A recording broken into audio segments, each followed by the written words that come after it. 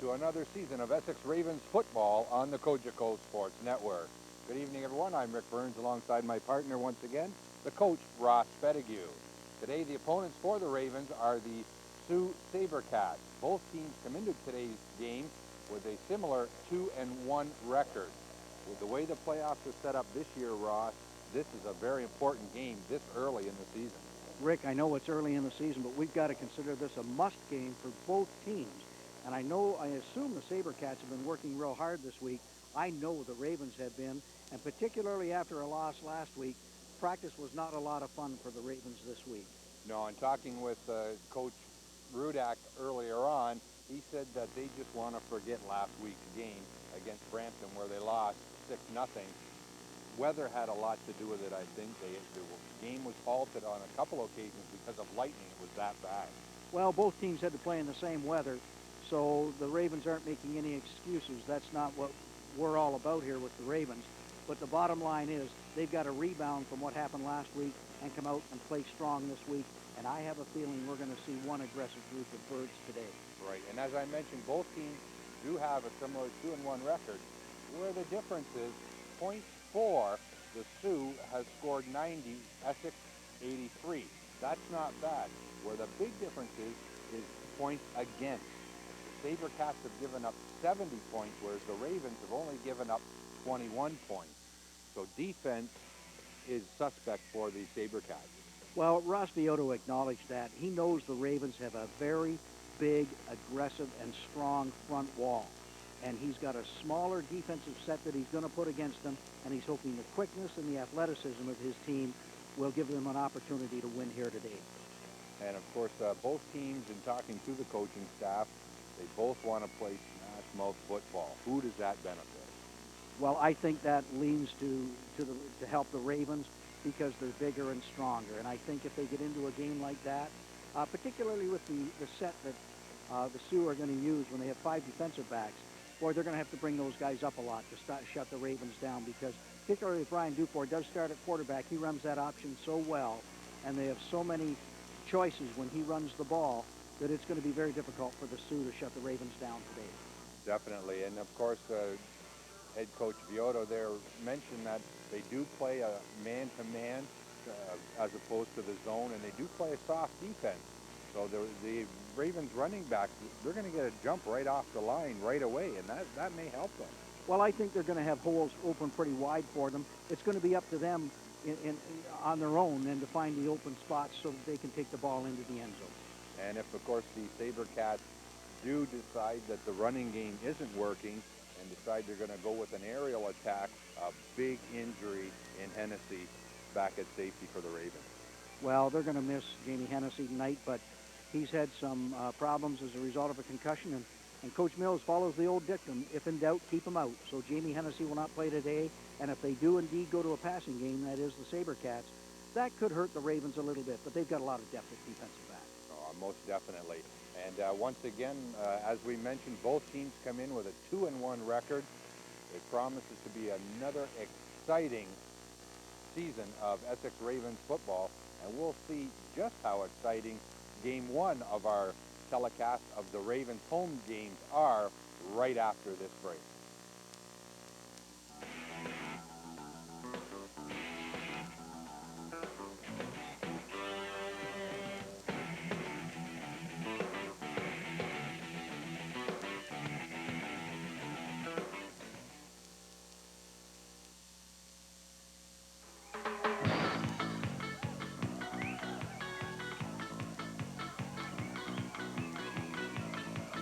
When visiting a natural wilderness area, you'll probably have a chance to see some of the wild inhabitants. But remember, you're visiting their home. Keep them wild by keeping your distance. They deserve your respect.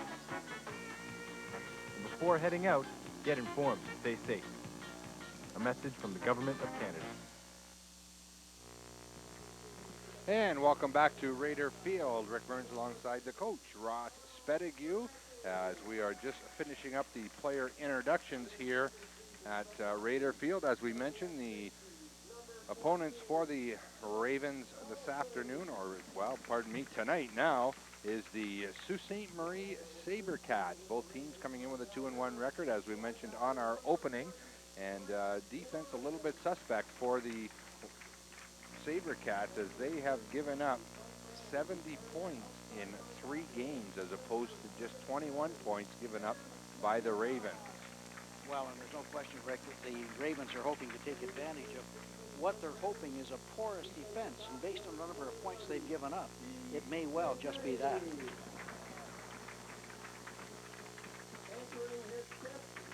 The Ravens, of course, scoring 83 points, actually in 2 games, Ross, as they were shut out 6-0 in their 3rd game up in Brampton last week. So, you know, very high potent offense for the Ravens. Well, they were without Brian Dufour last week, and Brian Dufour lends an element to the running game because he runs the option so well. He was playing baseball at a tournament down in Pittsburgh, and certainly they missed him. But they're going to be, you know, week after week they lose some key players. And as we mentioned on the opening, missing Jamie Hennessy is going to be a factor tonight for the Ravens as well. Yeah, and now we'll take a quick break here as we listen to the national anthem. Canada, our home and native land, true patriot love, in all our son's command. With glowing hearts we see rise the truth more strong and free. From far and wide, oh Canada, we stand on guard for thee. God keep our land glorious and free. Oh Canada, we stand on guard for thee. Oh Canada, we stand on guard for thee. And ladies and gentlemen, that rendition of "O Canada" was sung by head coach of the Ravens, Glenn Mills' daughter, Jordan, who is only 6 years old. Fantastic job by Jordan Mills. She can carry a tune. And she, better than I can. And better than her father, believe me.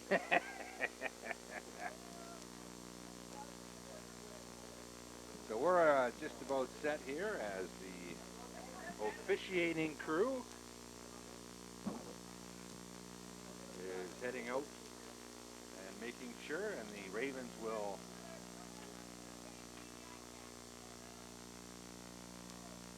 be on the left of your screen. And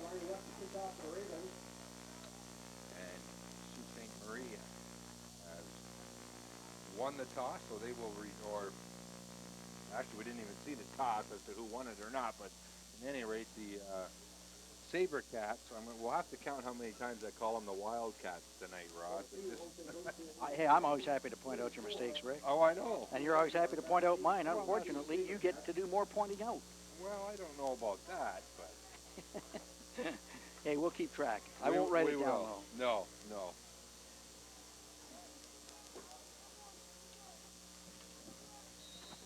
As we're just about set here, Ron Koski, pardon me, that was Sam Medea with the kickoff. See, I'm already looking at the wrong sheet. Yeah, Medea's a great kicker. He is. The kickoff was taken by Signoretti, number 34, and he gets out to the 21 or 22-yard line. Actually, it's Signoretti. Well, I'm going to leave that one up to you. Okay.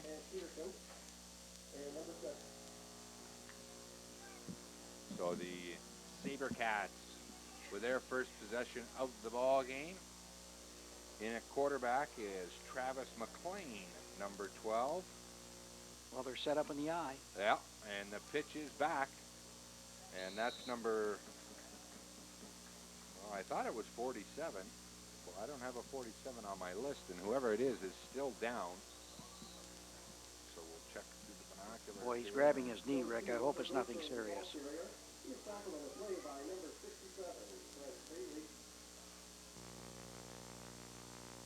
Yeah, it's number 42. That's Josh Goche. He is the tailback in that I formation.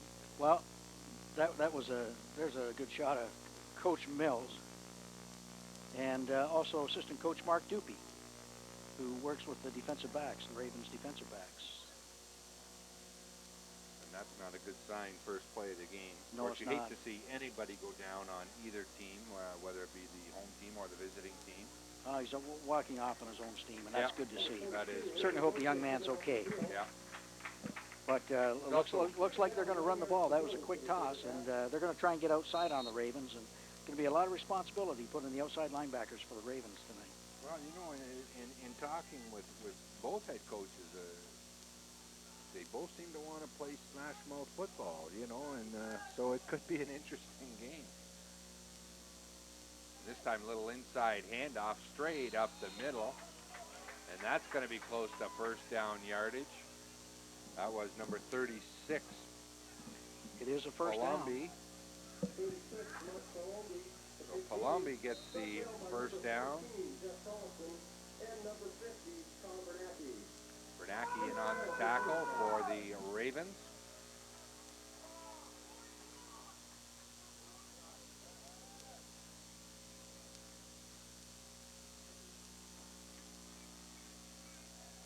And this time nowhere to go up the middle as the Raven defense stacks the line. In on the tackle there to help out was Brent Shabley, number 67, along with a host of Raven tacklers. Yeah, Bernacki, Tom Bernacki, number 50 from Assumption. Great inside linebacker, just filled that very quickly. Shabley's new to the team this year. He's a 6'4", 220-pound linebacker out of Chatham, Kent. And, boy, he's a great find for the Ravens. Oh, and a big hit there. I don't know if you could hear it, but we heard it through our headsets. A helmet on helmet. That was Medea. Wow. What a hit there. Ball carrier. Brought down by Bernacki. Third down, 8 yards to go. Well, I thought it looked like Medea, but it might have been Bernacki on that play. I think we're going to get another look at it. Pending. So the I formation. And back to pass, McLean. He airs one out just out of the diving, outstretched hands of 84, Kyle Gauthier. And McLean showing a good strong arm there as he put that one 30 yards down the field. Sure did. Number 21, Steve Fantetti out of Windsor Brennan. Jeff Owens' fine program there. Had good coverage on the play. Steve's a converted quarterback, and I don't mean he particularly got any more religion, but he moved from the offensive side to the defensive side and is doing a great job as a corner for the Ravens. And I think he'll drop back as they anticipate the punt. Yeah. So one first down in that series. Fantetti back to the Ravens.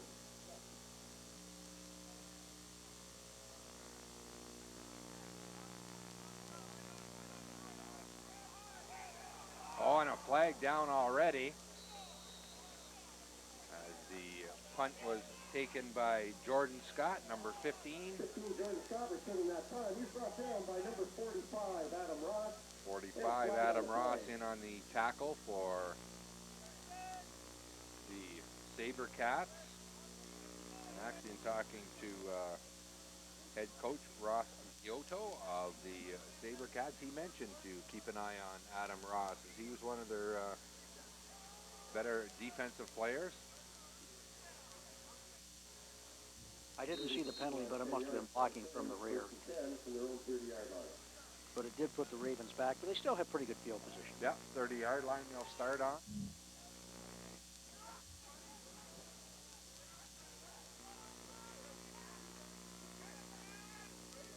And they'll run the ball with the pitch.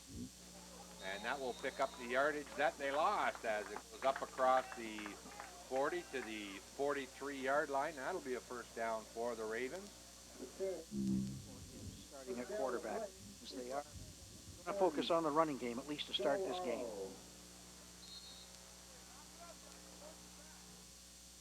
You know, one of the big losses to the team this year is Jake Rose out of Blenheim. He was their starting tailback. And you know, they're looking to Eric Thomas, a newcomer from actually Southfield, Michigan, to pick up a lot of the slack.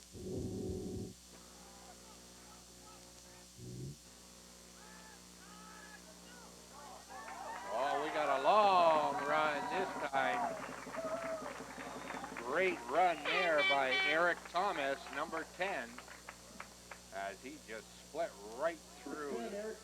Found a hole up the middle and took off like a shot. Wow. That offensive line, you're going to see it on the replay here, but the offensive line just exploded off the ball. And Eric Thomas just ran to daylight.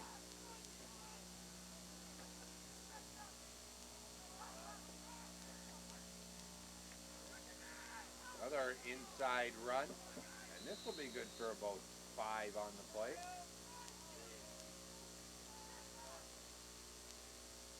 Folks, you folks watching at home and listening at home, I want you to know we are getting told up here that there will be a replay, so we know eventually we will get one.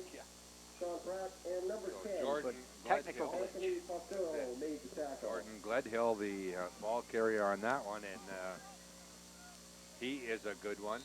And there, the whole offensive line jumped that time. It's going to back them up 5 yards. Yeah. Illegal procedure in Canada, false start in the States. We'll call false start, it's easier to say. Fewer syllables. So that'll bring up a 2nd down and 15 on the play. Another outstanding officiating crew here tonight. We just got a great group here, headed by referee John McDonald, who's one of the longtime referees in Wexa. And we'll get to the rest of them as the game goes along. Yeah.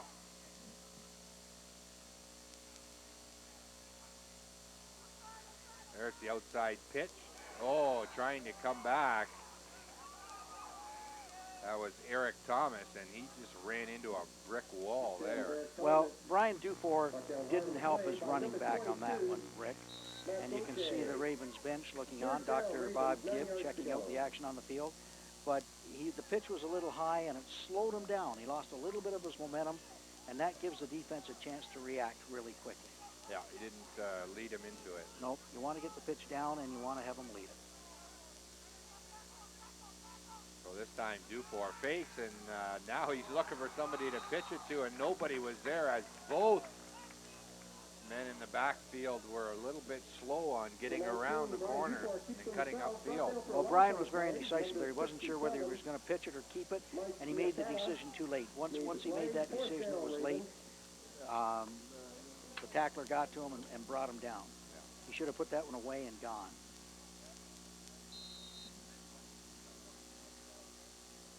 We'll take a look at this, and you'll notice that the blocking is out front of the play all right. Brian, he bellies back a little bit. He's got to stay tight along the line there. Yeah. And he made his decision too late. Nice line drive kick, and it goes over the head of number 34's Signoretti. And he's going to try and bring it out. And tackled by a host of Raven tacklers. Oh, and a late flag. And it's probably going to be objectionable conduct, and it looks like it's going to go on Misha Ristic, number 61. And he just floored his defender there, Adam Ross, number 45. That's a lack of discipline on the part of Misha Ristic. He's a fine offensive lineman. But once he got the penalty, he showed his displeasure, and he picked up another flag. So that's going to be 2 walk-offs, and Coach Mills is dealing with them right now in a very, very forceful way. And he just cost his team tremendous yardage. That's just absolutely inexcusable. Stabbing the ball at the 35, it's going to be out at midfield. That's just absolutely inexcusable on the part of Misha. Misha's a fine young man and a great player, but that's just dumb. I don't mean to be harsh, but that's dumb. It is, because the tackle in the end zone had already been made. It was well after the play was complete. But I'll tell you, the way Coach Mills went at him, he won't do that again today. We'll see if he gets an opportunity to do it again. Exactly. We'll see if you can see it in the left-hand corner of your screen right there. and it was frozen on the screen, but you can see what happened. Yeah. And he may be, it's possible he might be ejected.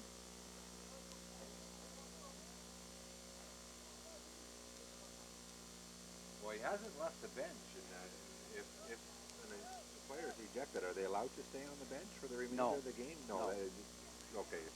So in most sports, it's that way. You get the hot water first in the shower. Or in this, with a day like this, it would probably be cold water. Absolutely, and Coach Mills is still going at him. Well, like you say, the thing is Ristic is a darn good football player. He's and outstanding. I think outstanding. And I think what Coach Mills is telling him is, hey, you're too good for that. What are you pulling stuff like that for? And especially after getting the single point. Absolutely.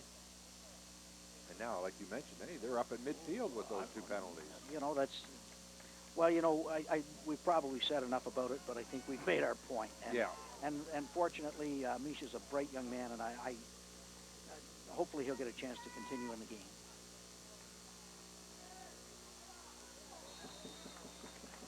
A pickup there of about 4 on the carry. As that was Josh Gauthier. 42, Josh Gauthier, the ball carrier, picks up 4 yards. Gauthier appears to be the workhorse of this Sabercat team, Rick. Mike Lawrence made the play for the Ravens. And if they can chunk up every time in 4-down football, if you can pick up almost 5 yards a carry, well, you can do some damage. Oh, for sure. Well, the Sabercats also have as Gauthier gets it again, gets around to the outside, and he's still going. He almost lost the ball. Oh, I'll tell you, what a break there for Gauthier and the Sabercats as that ball went knocked out of his hand, up in the air, but luckily it didn't go beyond the reach of his fingertips. Well, Josh Gauthier is obviously, saying a prayer of thanks on that one. Yeah. You notice he takes the toss and he just breaks it outside. Shoddy tackling on the part of the Ravens right there. You can see where he just about loses the ball. The Ravens just a little late getting it.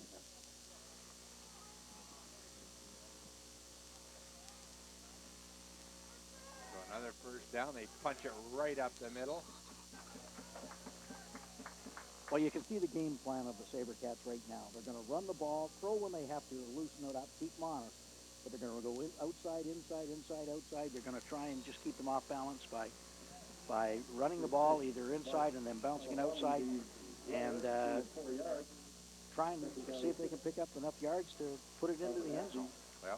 Well, it is very hot and humid here, and I'll tell you that both teams really want to run and just wear down the defensive lines. And a fake pitch and then an inside handoff, and that's going to be a couple yards short, maybe a yard short of a first down. Nice job by Pat Benajelli for the Ravens on the stop. Palumbi was the ball carrier on that play. So it'll be 3rd down and about 2.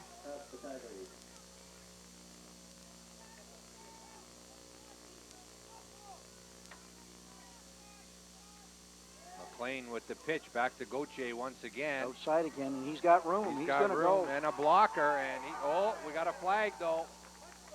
We got a flag. Let's see if it's going to come back. If not, the Sabercats will go up on a 26-yard run. It's coming back. Yeah, gonna come back. Got him for a hold.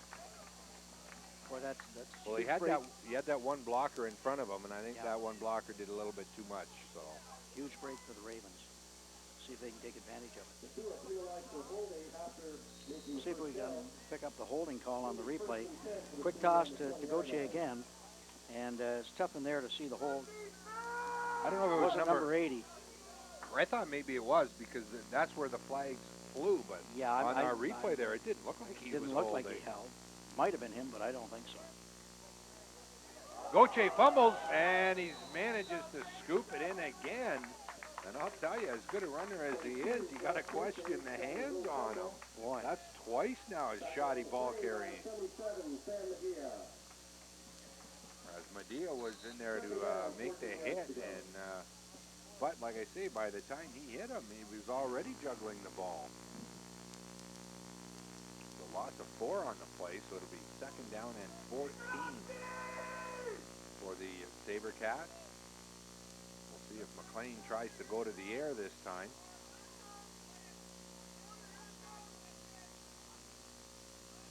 And he's going to. McLean being chased out of the pocket, gets a throwaway.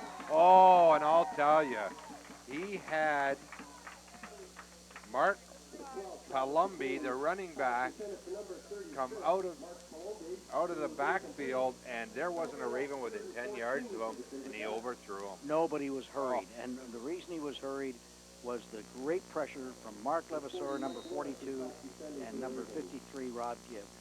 And you'll see that he threw the ball before he could get set. He threw it before he wanted to.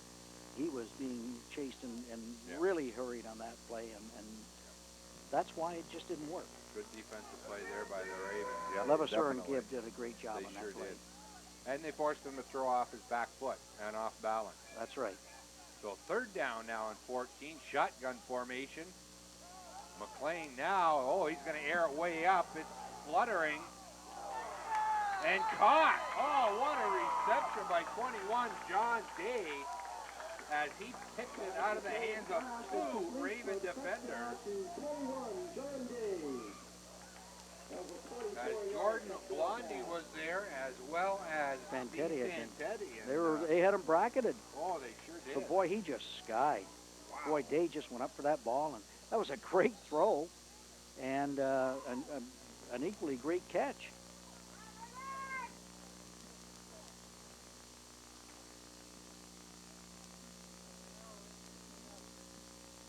Maybe Ross was kidding with us when Ross Viola, when he said that they were going to run the ball all day.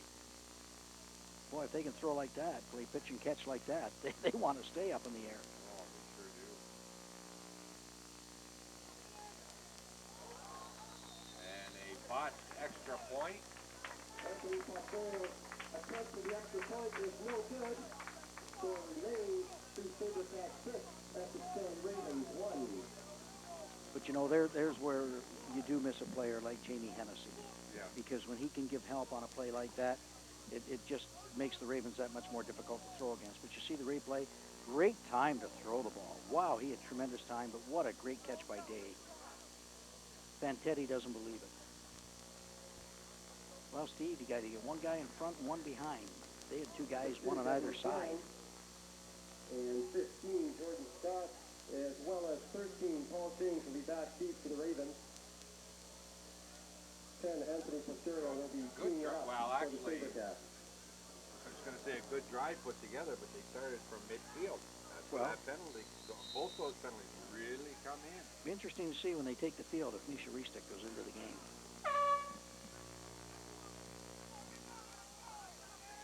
Good long kick. Taken there by Thomas.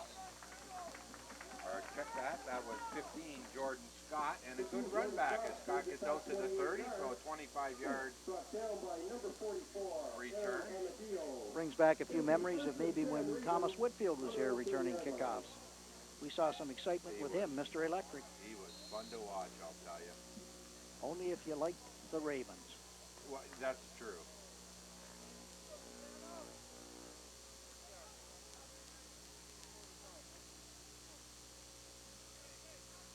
Ristic on the bench. Keep an eye on him. Nice quick out. Completed there to Mike Harrington. Mike Harrington's a fine wide receiver out of Assumption in Windsor, and he tried to do a little shake and bake on that one, and you know, all that does is give the defense time to close on it. It's okay when it's just one guy, but there were 3 guys coming at him. That's right. You may shake, but the bake isn't going to work when there's 3. I don't think they gained, what they gained, a yard on that one, maybe, Yeah. Rick? Oh, there you go, about a yard. Yeah, so that'll bring up 2nd down and 9.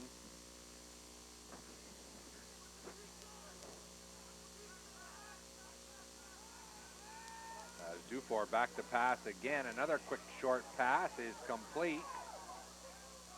And up across the first down yardage. That was just a wide screen, and it was Is complete to number 10, Eric Thomas. beautifully conceived and equally well executed. Yep, Eric Thomas, the receiver on that play, out of the backfield. Morrison made the tackle. Well, maybe that's what might work for the Ravens. Ravens will scrimmage from their own 42-yard line. Well, you know, we got a shot of the flags there, and there's a bit of a breeze. Yeah, Unfortunately, it's blowing the wrong way. It's not coming our way. No, it's behind us, and the window is in front of us. So hopefully, as the sun goes down, maybe the wind will change, as it is very hot up here. Well, Rick, it'd be nice to have the window behind us, but if we had one not in front of us, it'd be tough to call the game. Yes, it would. Although some people may question the window is closed. Maybe I should have left that one alone. That was just too easy, Ross. It's just too easy. So I'll pick up of about 2.5 on that play. That'll bring up a second down, and we'll call it 8.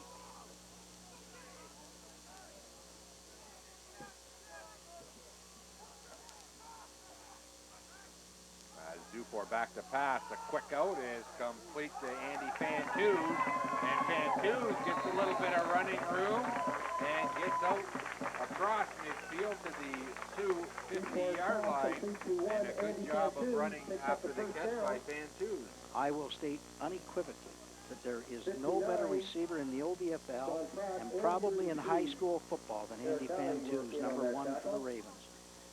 Nice setup by Dufour. He got rid of the ball quickly, but look at what Fantus does after he catches the ball. Just brushes the defender aside and keeps going upfield. Of course, with the size, you know, he's 6'4", 212 pounds. That's a load for somebody to handle. Boy, Larry Haler, the head coach at the University of Western Ontario, is thrilled that he's committed to play there. In fact, I was lucky enough to be a guest of the Mustangs last night at the game, at the pro game, the exhibition game between the Hamilton Tiger Cats and Toronto Argonauts. And Andy Fantus was already wearing his number 1 jersey. They've given him number 1 to wear with the Mustangs for the next few years.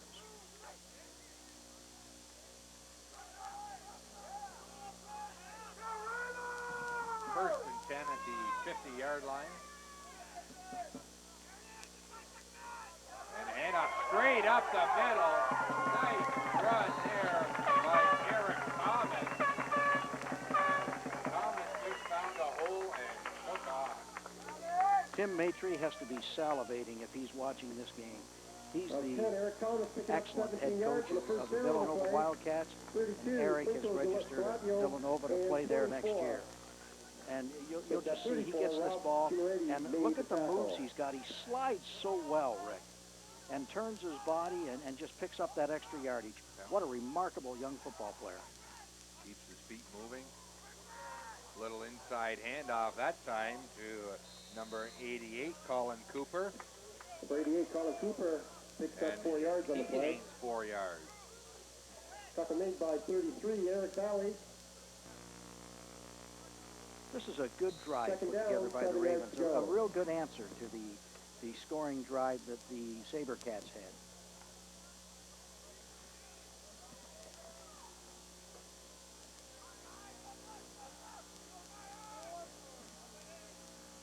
Second down and 7. And the pitch is back to Thomas, looking for an opening, finds one, cuts back inside and then outside, first down.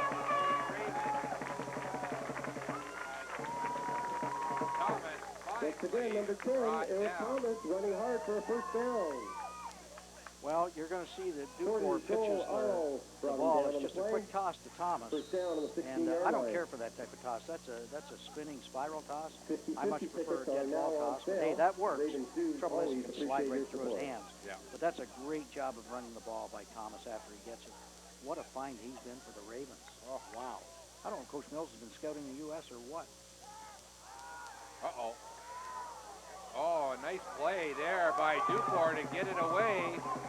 And all the way down to the 2-yard line was Colin Cooper. And It's the end of the first quarter, Rick. And what a how in the heck did Dufour get out of that and get the ball That brings an away? end to the intelligence, first quarter with the poise, score. leadership. This kid is the whole Essex package. Ravens Sure one. is. And he's only played 1 year of football. But you'll watch it when he gets the pressure coming off the edge. The Ravens didn't pick it up, but he maintained his poise, got the ball to number 88 for the Ravens, Colin Cooper, and took it down close to Pater. What a great job by him. You know what was good about that? You notice there, before he threw the ball, he brought it down to his second hand. He was prepared to take the hit and not fumble the ball. But when he realized, hey, I just stepped away from a guy, you know, and he saw the whole field, he saw Cooper, and as a result, they pick up 15 yards. Well, you know, he's really coming along as a quarterback for a young man who's only played 1 year of high school ball, and he's had great coaching at Villanova with Coach Matry and his staff, but also Mark Lovasoto is the quarterback coach for the Ravens, and he's worked hard with all of these quarterbacks, and he's just done a great job. And you made an excellent point, Rick. He brought the ball down, so if he did get hit, it was protected, which lessens the chance for a fumble. That's an excellent point. Yeah.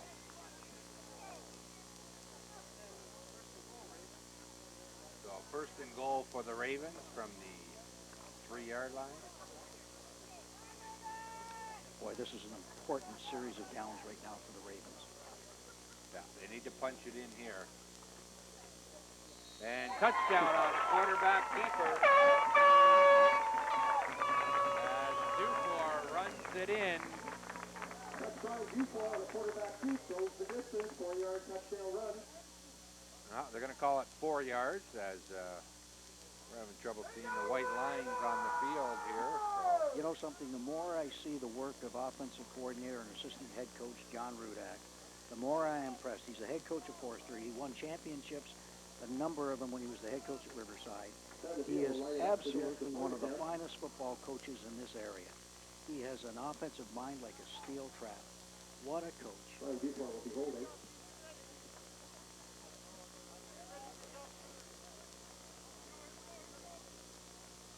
Medea in for the extra point. High snap, but he does get it off, and it's good. Boy, that kid's got a strong leg. Oh, yeah. So the Ravens take the lead on a beautiful drive, really orchestrated by 2 people, and that was the quarterback Dufour and, of course, number 10, Eric Thomas, as he is really making his presence felt in today's game. Dr. Bob Gibb doing a real smart thing as they come off the field. Cold water spraying them down. Yeah. Boy, what a help he is to the Ravens. You know, having a man who's a physician. Most teams aren't lucky enough. They have some type of, you know, first aid type of person that works with them who do a good job. But having a qualified physician, and he just does a great job. And, you know, it's funny, I've talked to Bob on a number of occasions. He cares about every kid in the field. Doesn't matter what uniform he wears. Yeah. He just hates to see any kid injured, and he's one of the first people on the scene every time, no matter who goes down. Yeah, just a quality person. Yeah, that is very good to see. Coach is getting ready deep for the SaberCats. Medea kicking Medea off. will kick it off. And Medea's kick is short. It's taken at the 20-yard line by number 34. That's Rob Signoretti. 34, Rob Signoretti bring the ball back, tackled by number 41. And Signoretti gets about 12 on the play to bring it out to the 32-yard line.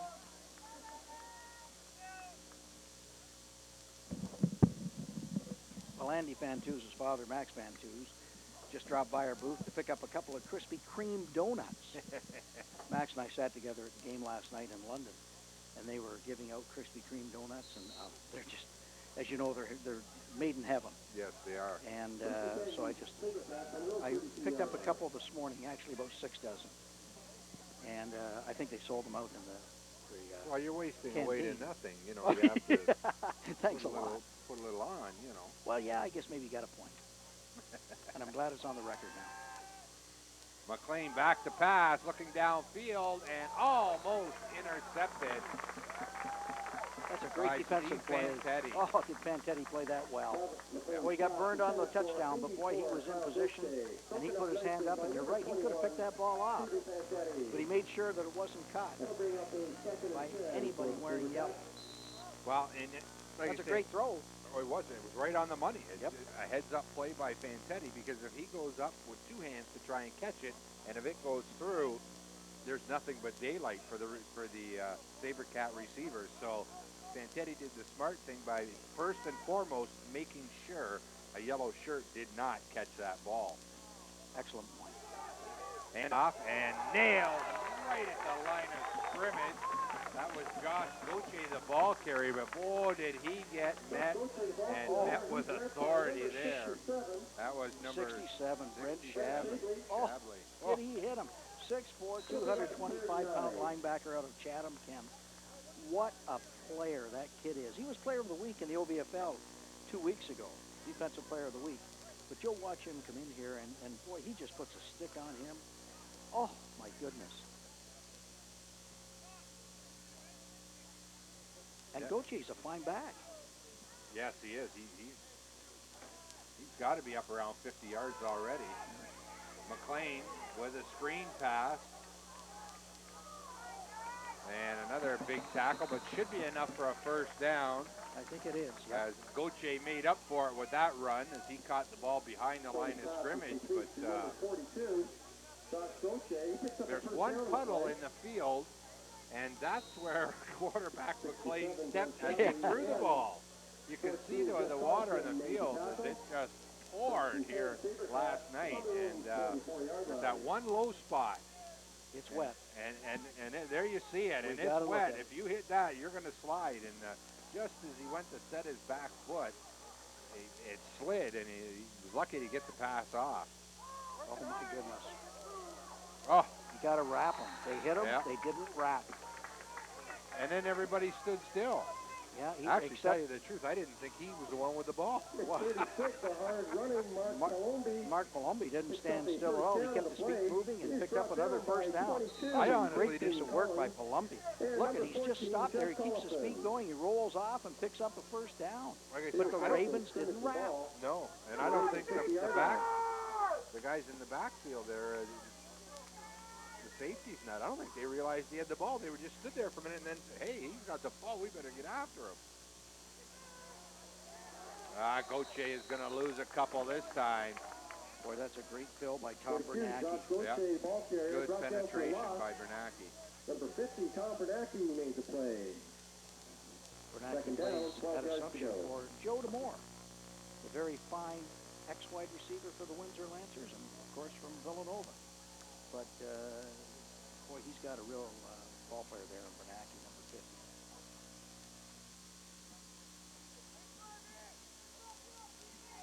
But you know something? The Ravens are doing all right on first down, Rick. It's second and third down where they've been really victimized. Theodo's calling a good game. He's not only the head coach, but Garrett Ross is the offensive coordinator, making some good calls. McLean back to pass is sandwiched as he gets rid of the ball. And it went over the head of John Day, number 21. Close pass intended for 21, Well, John it was Day. just a touch long, but boy, I'll tell you, I'm impressed with his throwing. You know, as I said, we've got a great umpire, John McDonald, referee, Joe Cooper, also an OUA referee. That umpire, we're going to take a look at the replay here. And, you know, here's another hurry. That's one reason he doesn't get a chance to get his feet set. 53, And it's a great throw in spite of the fact it was a hurry. I tell you, this McLean, he is really showing me a strong arm. There you see the horizon. Maybe we'll give you another view of that after this play. Oh, and the hit. The arm was hit again as the defense is getting good penetration when McLean goes back to throw.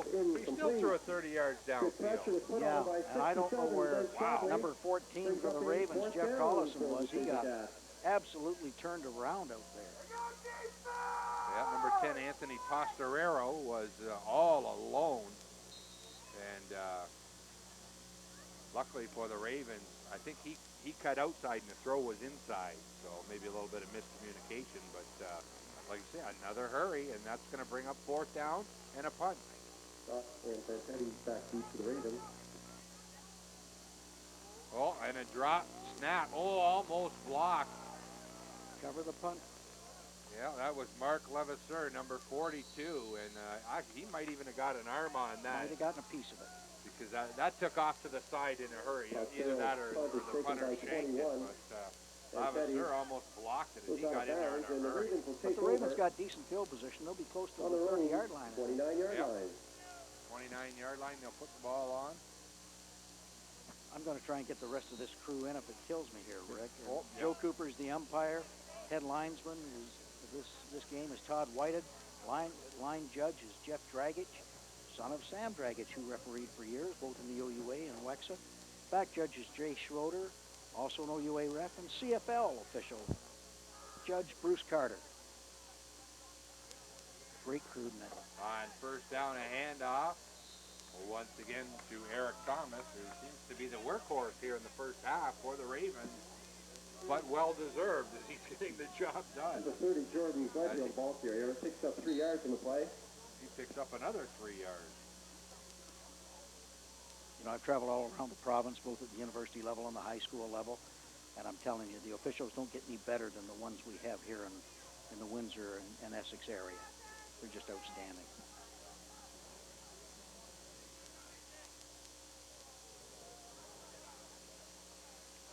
So second down. Fumble.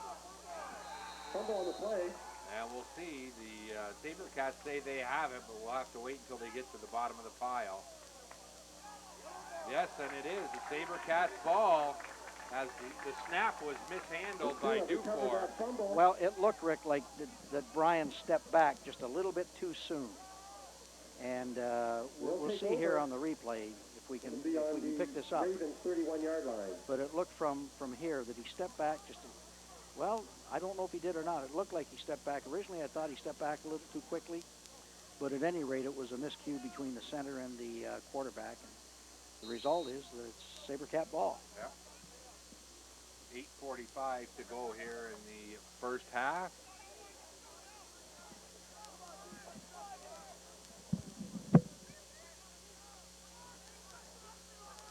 And the SaberCats will take over on the 30-yard line. The pitch back to Gauthier. Gauthier still on his feet. Ravens trying to strip the ball from him, but a good job by Gauthier to hold on to that ball. As he picks up about 5 on the play. 77, Sam Magia, and 14, Jeff Collison. Gain of 5 yards in the play. And Jeff Collinson, number Second and 14, 5, making the SaberCats. tackle. That'll bring up a second down and 5. You know, I'm going to try and find out, you know, if I can, if Misha Ristic, have you seen him back in the game? I'm not sure if he's been back in or not. I didn't see him in that last series. I don't think so. But he's still at the bench. Yeah, he's still on the bench. Little inside handoff. Good run there.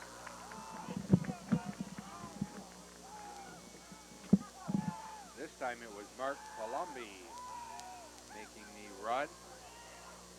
And that's more than enough for a first down. Palumbi, the ball carrier, runs time for a first down. 50, Tom Bernacki, and 35. Jordan Blondie were the tacklers for the Ravens. Bernacki and Blondie making the tackles for the Ravens. And that will put the ball on the 16-yard line. 16-yard line.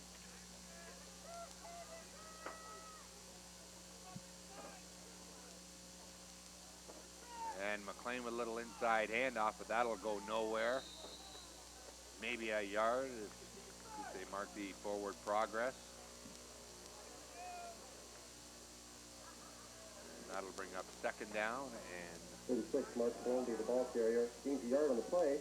and 9 as they do give him a yard on Tom the play. Bernacki, and 35 and 40, Mike Lawrence were in on that play.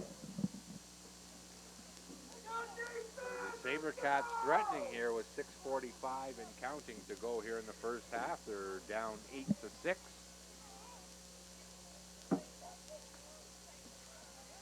And McLean back to pass, throws it right up the middle, and touchdown.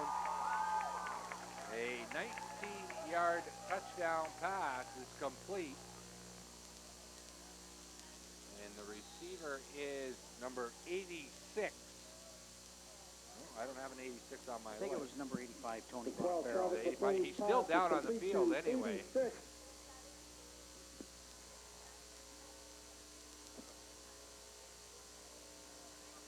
Did it is 86. We don't have one on our program. I don't right? know. I don't have an 86 on my program, so. That touchdown pass was to number 85, Tony Bonifero. He's also the injured Sabercat on the play. Okay, That was good for a touchdown. what do you And the say? Sabercats take the lead 85, 12 but to 8. I could have sworn it was 86 on the jersey. But he is still down. It's a 19-yard touchdown pass in any event.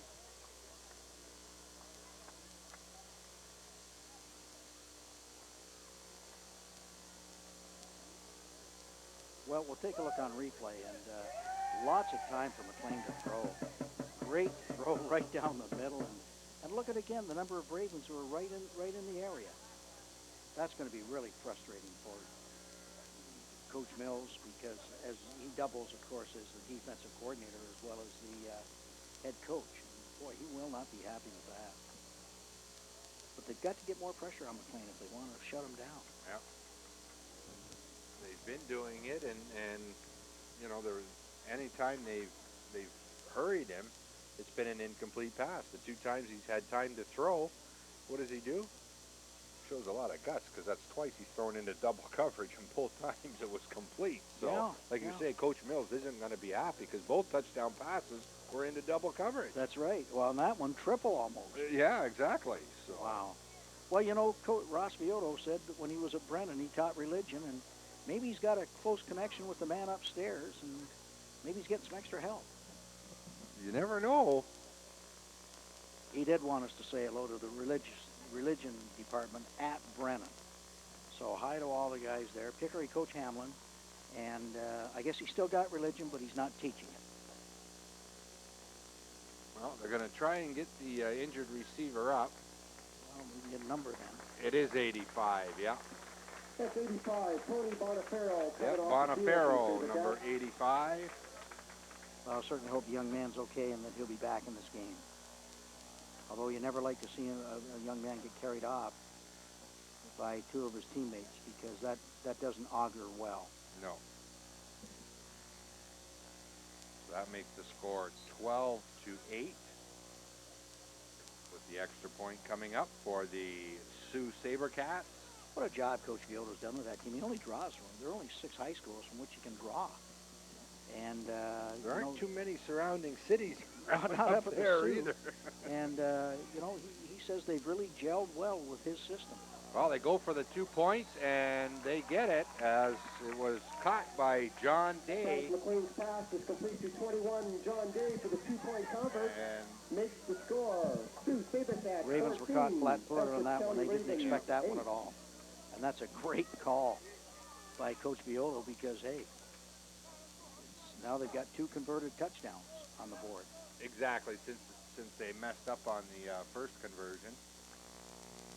That wipes that miss right out.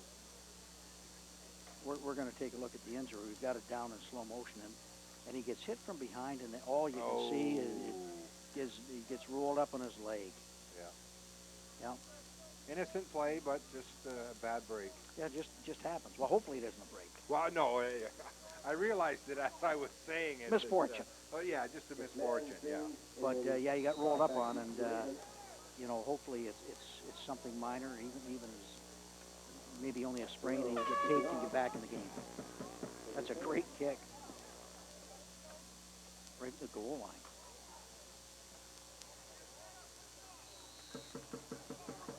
That's number 15, Jordan Scott, in a fine return. Scott's doing a good job on these Number 40, kickoff Joel returns. Arrow makes the tackle. Runs hard. Well, I think the discipline is over as Misha Ristic is back out on the field. I think that's the first time since he got those 2 penalties that cost him. Well, you know, this is another case where an experienced officiating crew went to both benches and said, hey, we're cooling them off. We're going to say take them off for a couple of series and then put them back in. But I talked with longtime official in this area and outstanding official, Jack Schroeder, who's here as an evaluator tonight, and he told me they didn't give the chopping of the wrist signal, which is an ejection See you signal. later, yeah.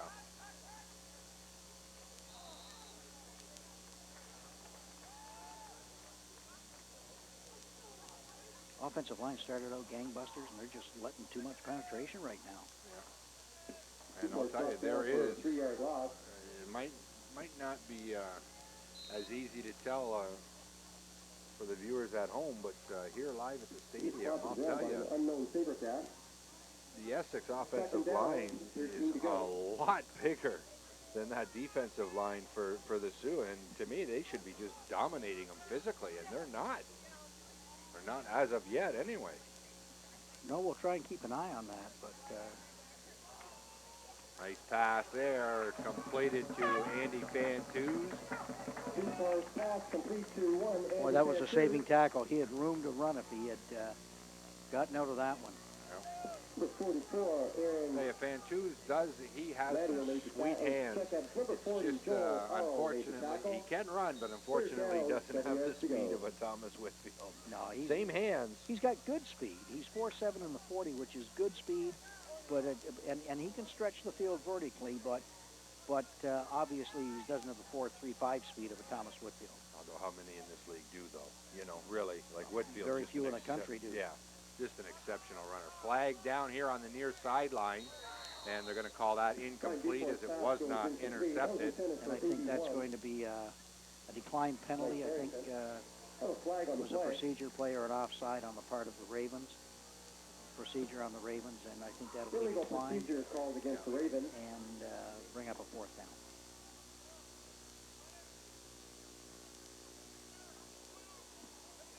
That penalty is declined. And That'll bring that's up 4th exactly down. what they do. 8 yards to go. You do know what you're doing, Ross. See, that don't believe those other people. Thanks, Rick. Okay. This isn't my first game. Although some Medea people will will be tell you back it in is. punt formation for the We Ravens. don't care about those people, do we? Back deep to No. the SaberCats is number 42, Josh Dolce. So when I go home, After I the- do say, Heather, I do know what I'm talking about. Yeah. Because Rick said so. Yeah, thanks for the help. Yeah.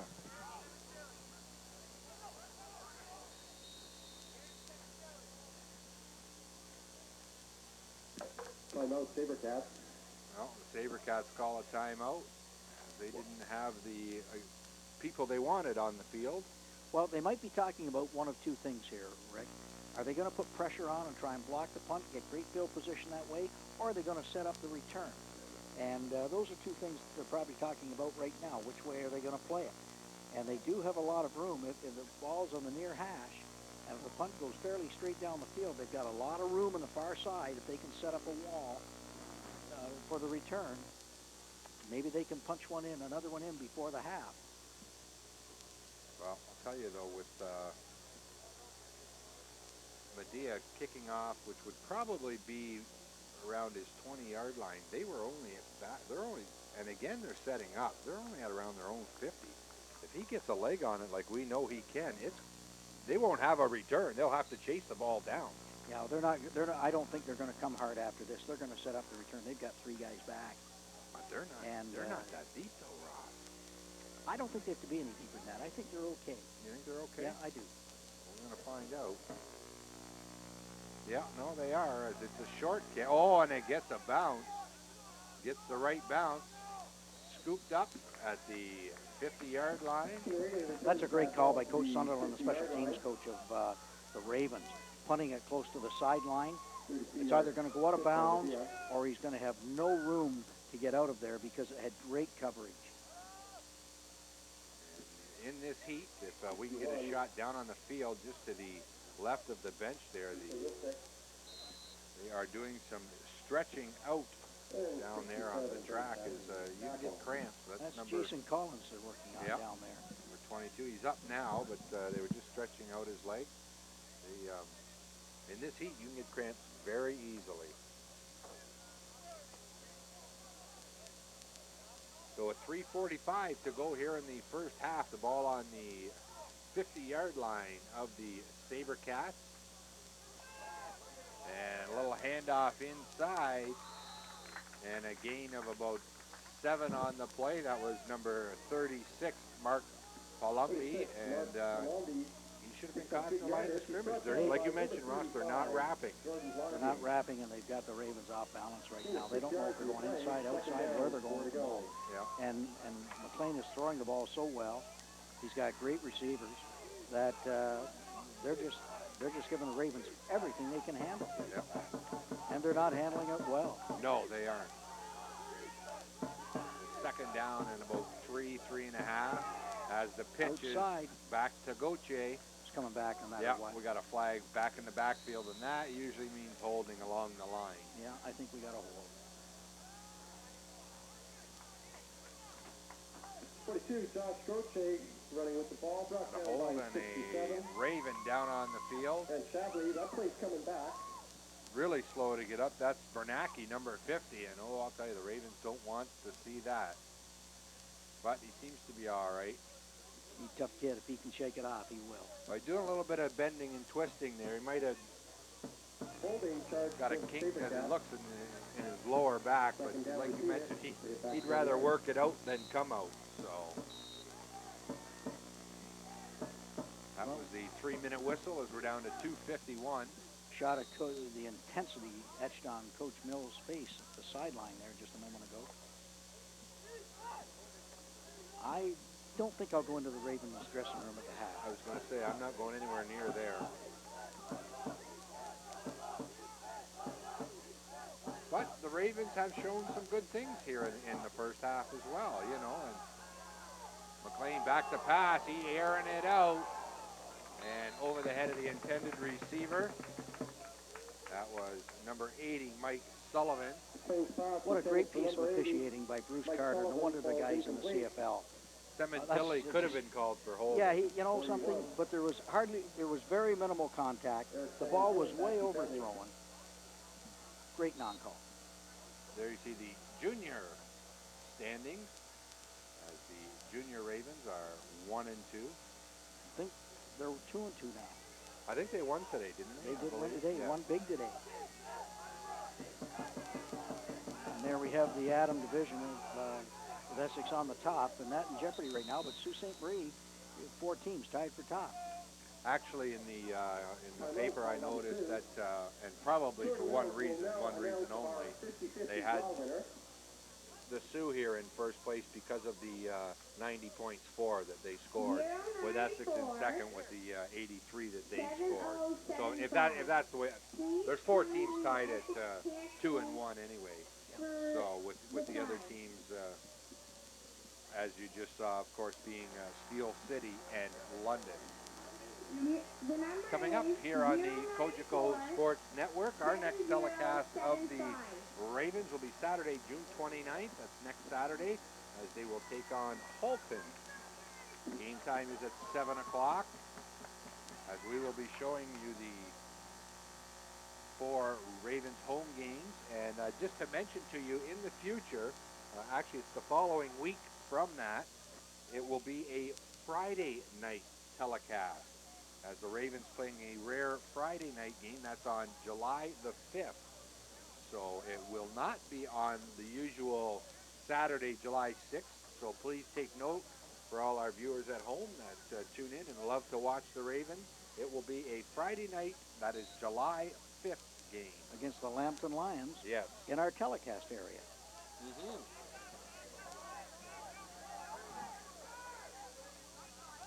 McLean back to pass, steps up, oh, and is almost beheaded, and that's going to be a penalty, I think. Must have gotten him by the face mask. Yeah.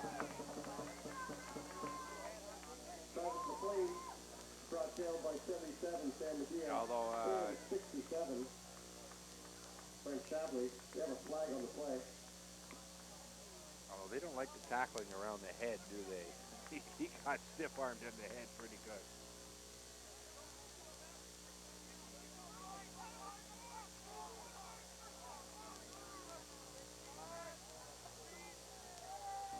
Well, referee McDonald saying he got him by the face. I didn't think he did, but I didn't either, but it doesn't matter what we think. No. I thought it was a great play. yeah. I didn't know if there was, maybe there was a penalty because of hitting in the head. No, you can I mean, he stiff-armed him in the back of the head pretty good. Yeah. Well, he was jumping to bring him You can grab down. him by the so, head as long as you don't get the face mask. yeah. But, you know, if in doubt, they're going to take they're going to protect the quarterback. Oh, definitely. So this all coming with 2:17 to go here in the first half. The SaberCats leading 14-8. But I do know John McDonald just went off Glenn Mills' Christmas card list. Yeah. Gauthier gets to the outside, tries to cut up midfield and actually makes a 42, good run of it Josh Goche as running he picks hard. up about 6 yards Picks on the up 7 play. yards on the play. Actually 7 on it. 45 No, past the it'll be Taglia. 6 yards, 40, just short Mike of the Lawrence were in on that 40-yard tackle. line. Second down, 3 yards to go.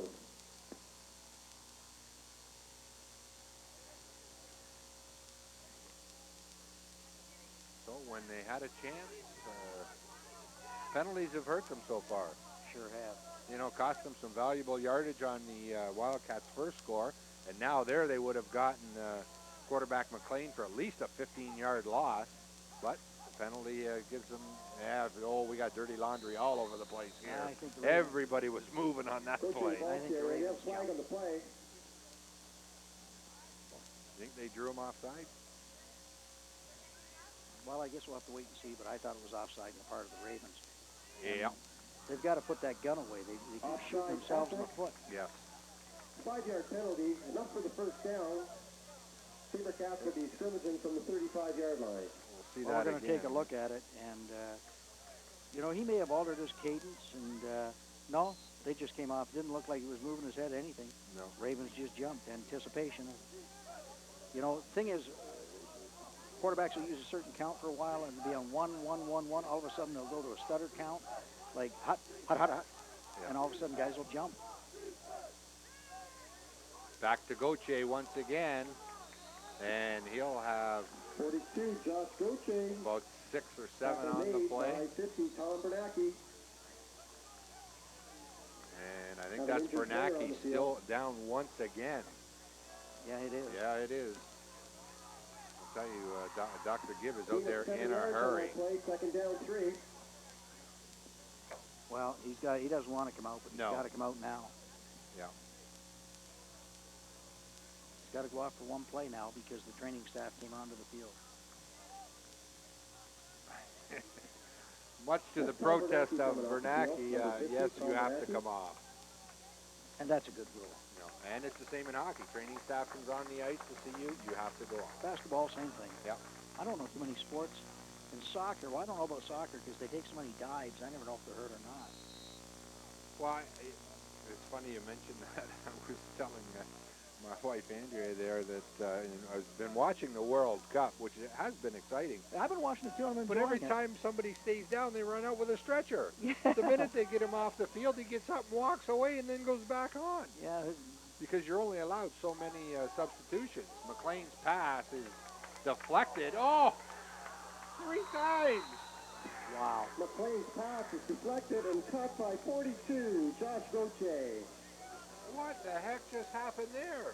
Well, it's deflected, and it's just a 35, Jordan Blondie made the tackle. concentration by Next Goche. score, the Sioux Yeah. picks up another Twice, first it hit 2 down. players.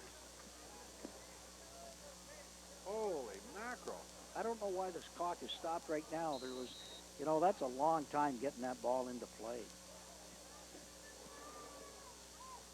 Flag on the play as McLean back to pass. Oh, good open field tackle, but to no avail as it was incomplete. Intended for Kyle Gauthier. That's against the 21, Stephen Sabercats. Fantetti was back defending. We do have a flag on the play. See if we can it's got to see be that. an illegal procedure. Here it is here. Watch Yeah. this. Block there, hit somebody there, and then again. Yeah. Did somebody boot it? It looked like it came off his foot. It looked like somebody booted it. Yeah. It might have It been looked like one of the Ravens kicked it. either the Ravens or number 21, John Day. There were 2 of them I there. couldn't see who kicked it, but somebody did. Somebody kicked it, and it went. Here we go. Let's see if we can see it, because it's already been deflected. And it's kicked.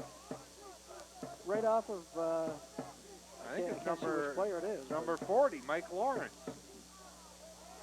Another flag as Josh Gauthier tries to turn it upfield, 22, and Josh Goche, the ball carrier. We have another flag on the play.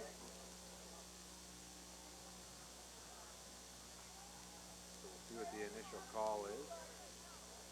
Well, we'll see who referee McDonald talks to. Oh, and it looks like it's going to be both. As Offside called against the Now, Ravens. in America, they And would we have a replay the holding down. penalty called against Let's the take a Sioux. look and see if they take the difference. because I think in Canada quite often they, you know, they'll 5-yard penalty and then back 10. I'm not sure. I should know and I don't.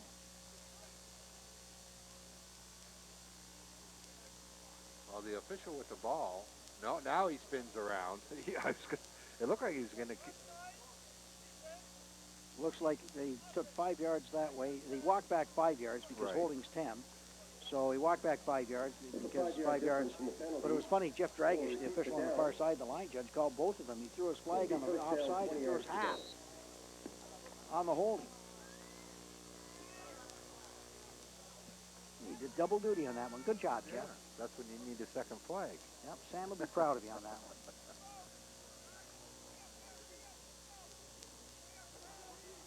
Although Sam didn't like to throw his hat a lot, and I think that's because he was losing some of his hair. Oh, okay.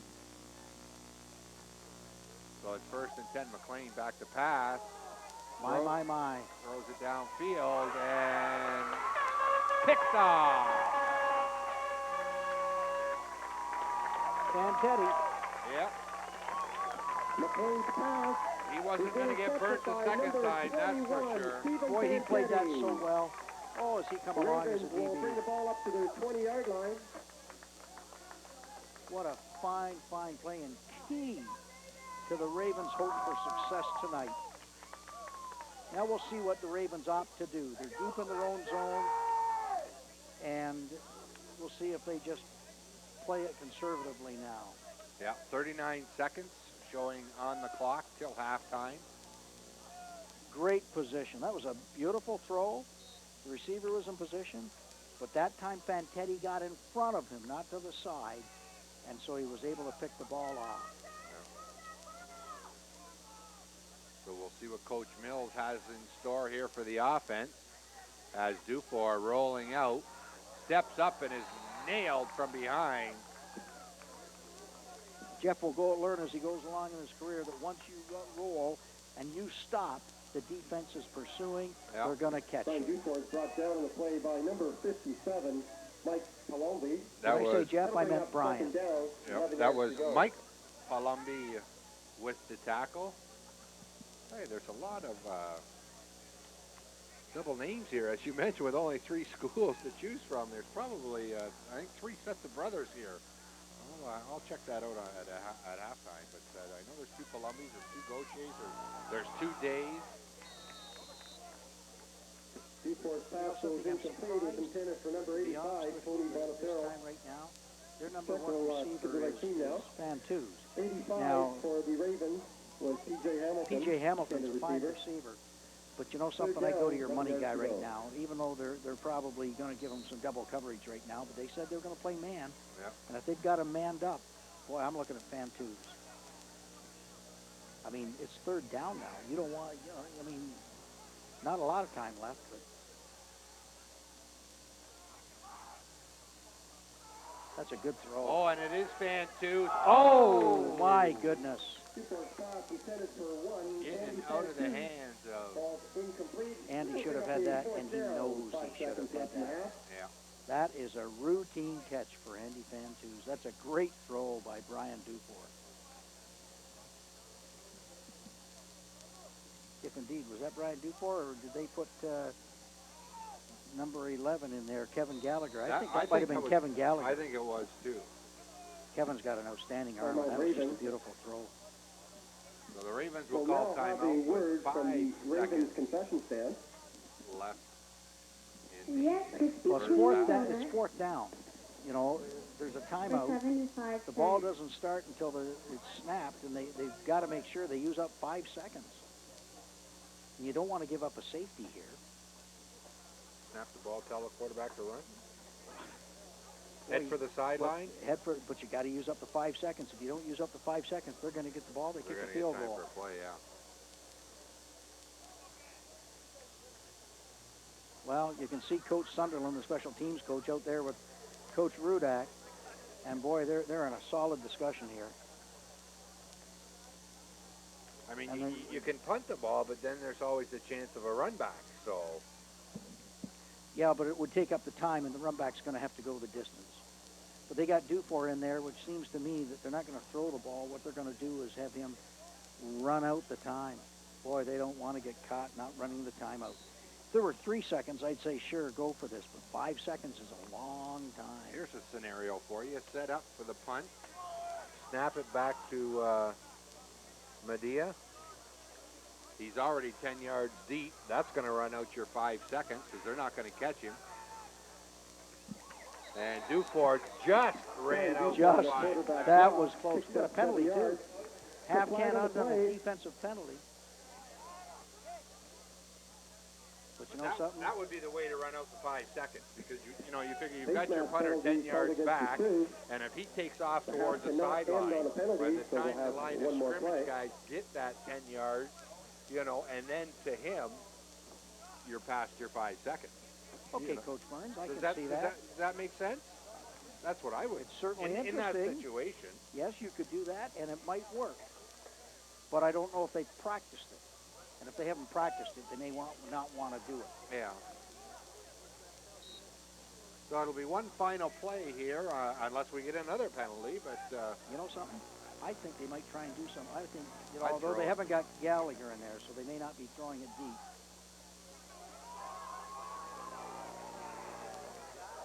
oh, Well, that's a complete pass. Yep. Oh. and look at 4 guys out there covering Fantus. Yeah. Hey, that's a great way to end the half. They didn't lie down. Too bad they couldn't have snuck somebody out of the backfield around to this side. Because, like you say, Fantus is the #1 guy, and they had 4 guys on him. Yeah, they sure did. On the other side of the field. Take a quick look at him and then spin back if you got somebody here. Like you say, it's something to practice or, whatever. But in any event, at the half, the upstart Sabercats from the Sioux are leading the Essex Ravens by a score of 14-8 in a pretty interesting first half, Ross. Both teams said they wanted to play some smash mouth run football, but towards the end there, the Sabercats went to the air. Absolutely, and you know something? Good for them. They were really loosening up the Ravens, and boy, they had them pinned back. They sure did. They adjusted well because both their touchdowns were on reception. Sets up a great second half. Oh, it sure does. So at the half here at Raider Field, the Essex Ravens trail the Sioux Sabercats by a score of 14-8. We'll take a quick timeout. When we come back, our halftime show. No, Jerry's still doing the grocery shopping. Lucy, I told you I trust him. Making healthy choices for you and your family can be challenging. That's why the Heart and Stroke Foundation created the Health Check program. The Health Check symbol tells you a product meets nutrition guidelines for healthy eating. Lucy, I'm sure he'll be fine. I mean, it's not that difficult to make healthy choices. Woo! Health Check tells you it's a healthy choice. Cut through the spin and hype and get an inside line on the official version with Public Record. Healing begets healing. From parliamentary committees to national conferences, public hearings and symposia. Climate change is a major global issue. When people speak on the record, CPAC is there with gavel-to-gavel coverage of the country's biggest issues. We have housing problems in our community. From the opening statement to the last word, it's history in the making. It's the Public Record, only on CPAC, Canada's political channel. And welcome back to the Ravens football. It is halftime, and Raquel Malash has the head coach of the Sioux Sabercats, Ross Vioto. So we'll go down onto the field now to Raquel.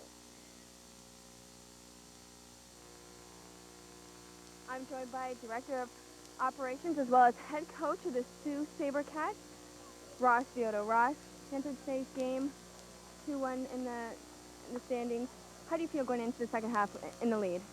Well, I think we had a good first half, but we told the kids not to let up because the Essex Ravens team is an excellent team, and I'm sure they're going to make adjustments to come out at us. We just can't get sloppy and got to continue to play like we did in the first half. Now, this is a new club entering the OVFL. What initiated this creation of the new club? Well, I was myself and my wife were up here in Windsor for about a year and a half working, and we're both originally from the Sioux. And work took us back there, and I was helping out with the Ravens on a part-time basis. And I liked what I saw in the league and the team, so I decided to start one up north in Sault Ste. Marie.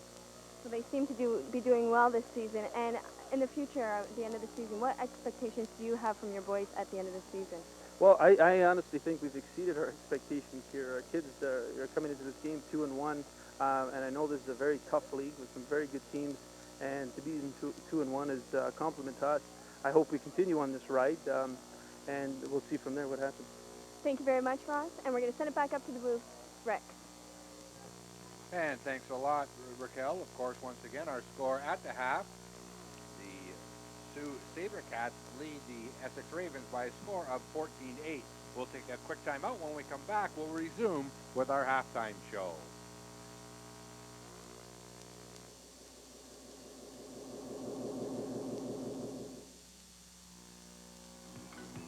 If you're active in the great outdoors, remember to always have non-alcoholic, non-caffeinated drinks on hand. When you're thirsty, your body is telling you you're dehydrated. You need to replenish fluids. Drink something before doing an activity, replenishing fluids about every 20 minutes. And before heading out, get informed to stay safe. A message from the Government of Canada. No one has a lot of time to prepare meals these days, but it really doesn't take long to whip up something tasty and healthy. As part of a healthy diet, we should eat between 5 and 10 servings of vegetables and fruit a day. It could reduce the risk of cancer, heart disease, and stroke. It's easy. 2 servings, 2 servings. Quick, tasty, and healthy. Vegetables and fruit. Are you getting enough? And welcome back to our halftime show here at Raider Field. And once again, Raquel has another interview down on the field, so we'll resume with our halftime show and Raquel. Down on the field with head coach Joe Monerick. Talk about today's game. Big win for you guys. It was huge. We came out, we knew coming into this we're both 1 and 2, having to play a tough schedule, but we come in thinking this was a playoff game. You know, you got to get 4 wins to get in the playoffs. Going down 1 and 3 is going to be very difficult. So, you know, playoff game, we came out and we played pretty well. I'm pretty happy with the way we played. They came out very intense. We fumbled the ball early, which we tried to get away from. We've done that the whole season so far, but we came back from it and very happy. I also heard that you had some key players in today's game. A lot of success today. Well, yeah, Darryl Townsend was outstanding tonight. He had I think 10 carries for 240 yards, and he had a league record 108-yard run for a touchdown, and that was key for us. We need to get him going. He just sparks the whole offense. He'll take as soon as we can run him, guys know they have to stop him. We can start throwing the ball, and that's what happens. Certainly. Big game for you next week against Mississauga. What's the strategic plan for that? Well, pretty much the same as what we did today. We're going to come out and act like a playoff game, so we can go above 500, go 3 and 2, and that'll put us in good situation for the stretch run. We know they're going to try and they got a new offensive coordinator, so they're going to try and throw the ball a little bit, spread the field out. That'll be a challenge. Ottawa today threw the ball fairly well. We came back and played some good defense with them in the second half, so hopefully, you know, that'll carry over to next week. Good luck throughout the season, Joe. Thank you very much. We're going to send it back to the booth to Rick. And thanks a lot, Raquel. Our score, once again, with just 7:50 to go here in the half, is the Sioux Sabercats 14, the Essex Ravens 8. And we'll take another quick timeout. When we come back, we'll resume with our halftime show.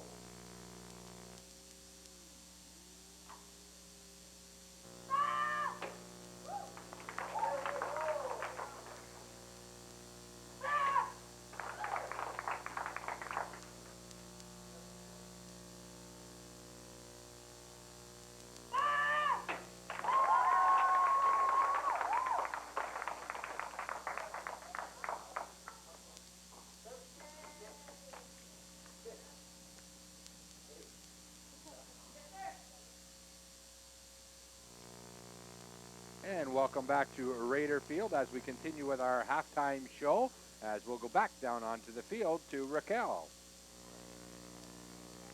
I'm joined by Jamie Hennessy, safety for the varsity team in the Essex Ravens. Jamie, congratulations on the Ontario team. That's in, I believe, August?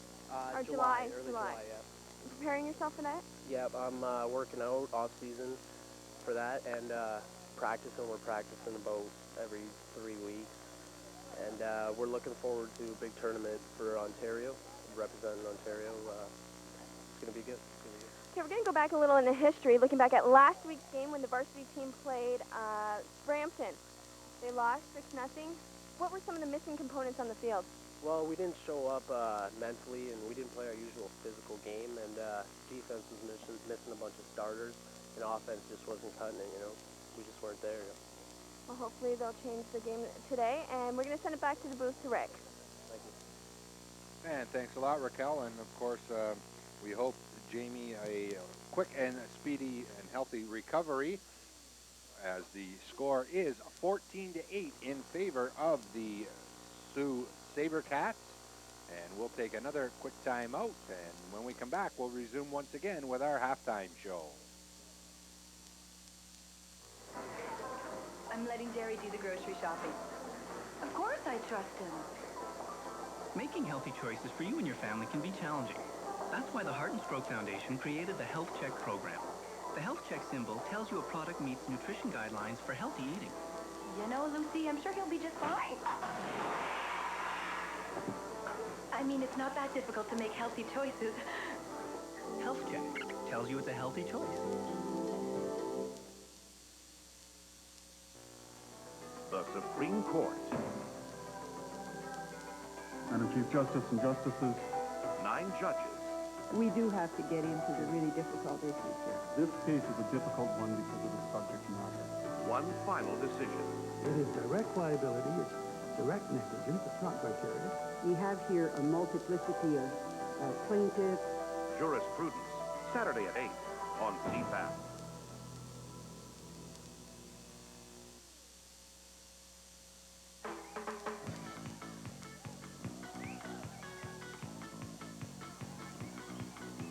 In the great outdoors, you lose fluids as you sweat and breathe.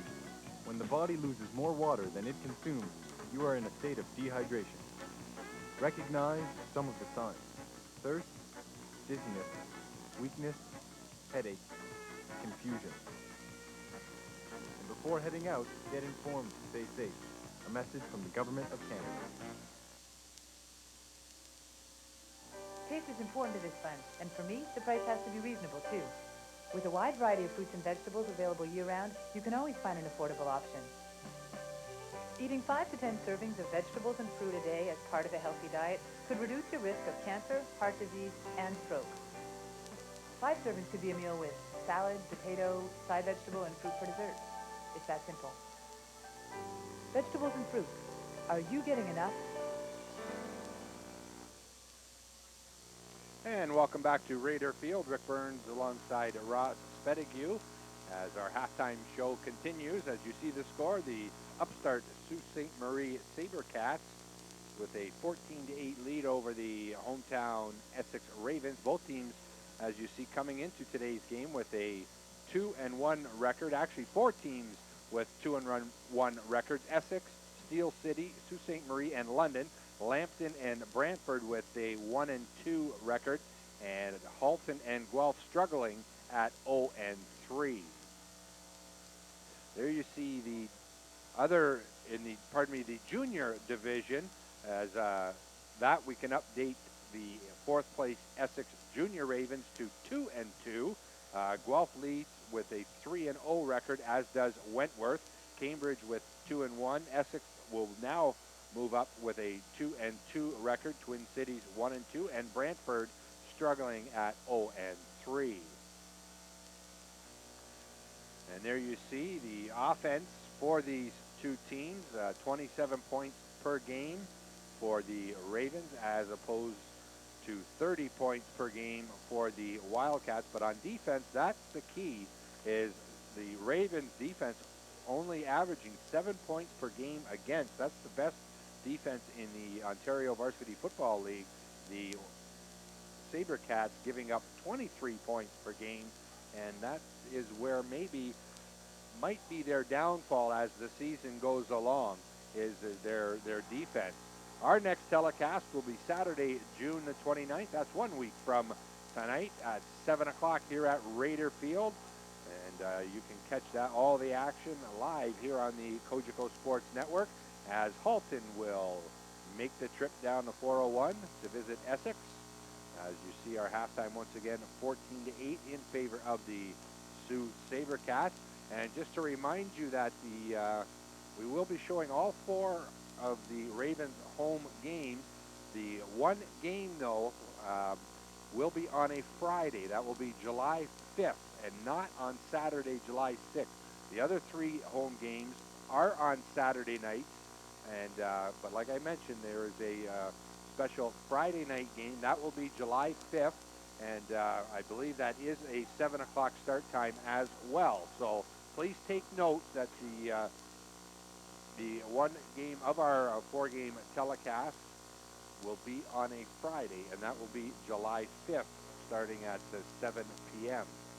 Of course, hopefully the Ravens will make it into the playoffs, and if they do play a home game, I imagine we will be bringing you that as well.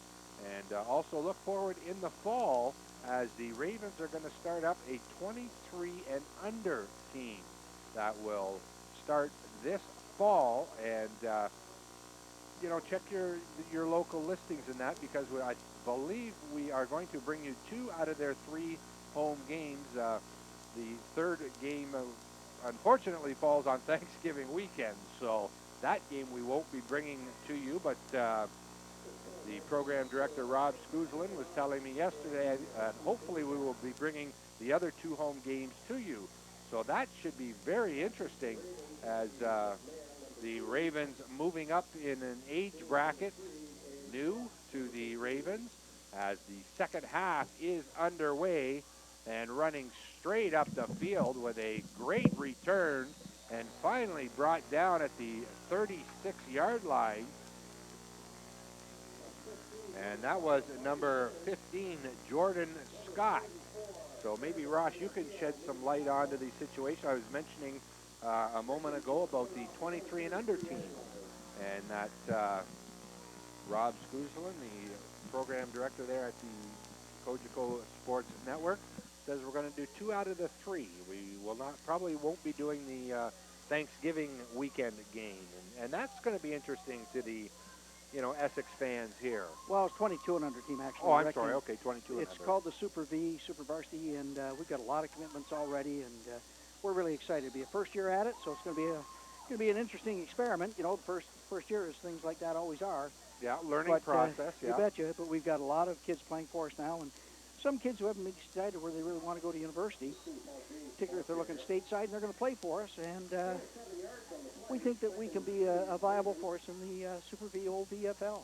Oh, I believe so too. And like I say, it's always exciting. If it has to do with the Ravens, you know it's going to be exciting. Well, we certainly hope it is, Rick. We'll wait and see what develops. It's as that handoff there went to number 10, Eric Thomas. It'll be interesting to be here in winter coats instead of sweating like we're doing Absolutely. today. Although as the sun is going down, and it is a beautiful orange sun in the sky, and it's cooling off a little bit, which makes it a lot nicer up here in the booth, I'll tell you. The moon over Essex is one of the prettiest sights in the entire country. Oh, I'll tell you. And we showed it last year on a couple of our telecasts, and it is just a gorgeous, gorgeous view.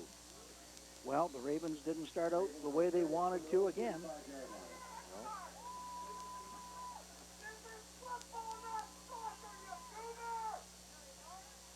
Well, some of the fans letting the officials know how they feel. Yes, they are. So, kids watching the telecast, get ready to plug your ears, because this is live TV. So, as we've got I think they're going to call it blown dead. I heard the whistle before the ball came loose. I think the Ravens covered it. Boy, you got to put that ball away. Interesting. We've got interesting alumni down there. O.J. Otagwe, former Raven, now a Stanford Cardinal in the Pac-10.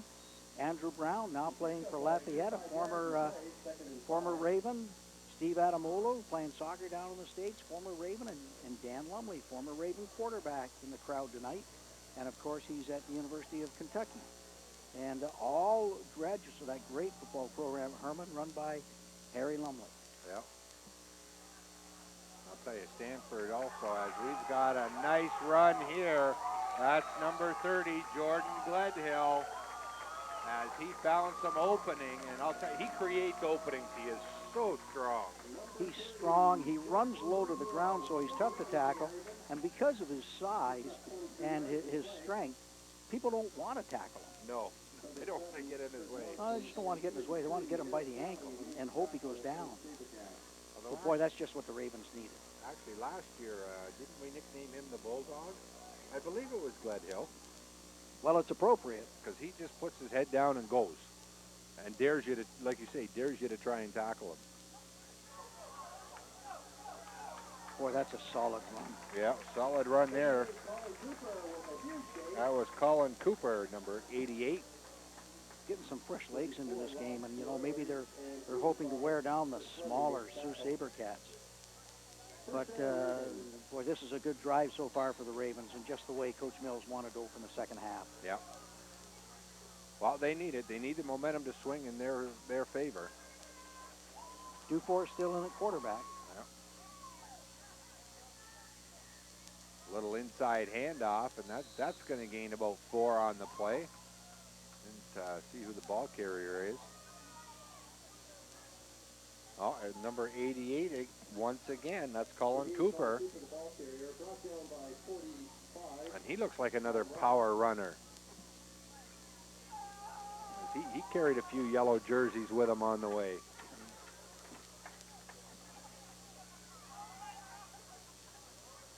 Well, he's got a modified wishbone to get an extra block. Oh, what a hit. Gledhill went head-to-head with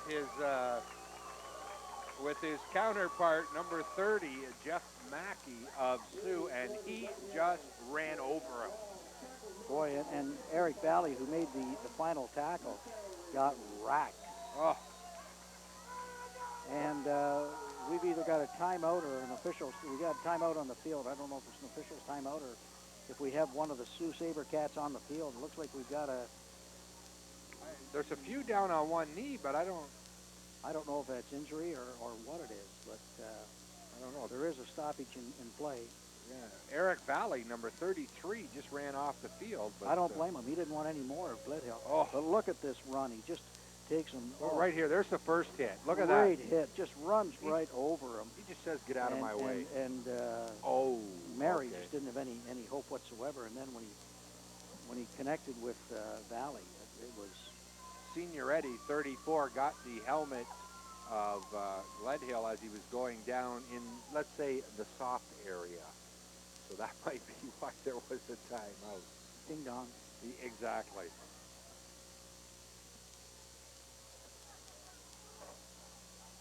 In any event, it's 1st and 10 as the Ravens are just pounding the ball up the field. Boy, that's a full house T backfield they got. And it's Gledhill again, and look at that. It takes 3 guys to bring him down. But you know something too, Rick? They're getting a great surge from that offensive line right now. They're giving him a hole. They're just blowing the smaller Sioux Sabercats off the ball right now. Yeah. And boy, this is well, so good for the Ravens right now. In fact, the Sabercats want a timeout. Yeah, I mentioned that in the first half, Ross, that the offensive line of the Ravens is a lot bigger than the defensive line, you know, of the Sabercats, and then they have to take advantage of that, and they didn't in the first half. And here on this drive, first drive here of the second half, that's what they're doing, and they're eating up a lot of time on the clock as they've already eaten up 4 minutes and 10 seconds off the clock. Yeah, and you know something? It's been a tremendous thing for the 3 offensive linemen they've got up front. They've got a number of them. Gary Strong is a great offensive lineman for them, and he's doing a great job for them. And number 65, number 56, Chad Santo, and number 61, Misha Ristic. And I'll tell you, Coach Mills has been getting calls from Western Ontario, getting calls from Mac, getting calls from Waterloo, getting calls from Laurier, getting calls from Guelph about these kids. And everybody in the OUA is just crazy about these players.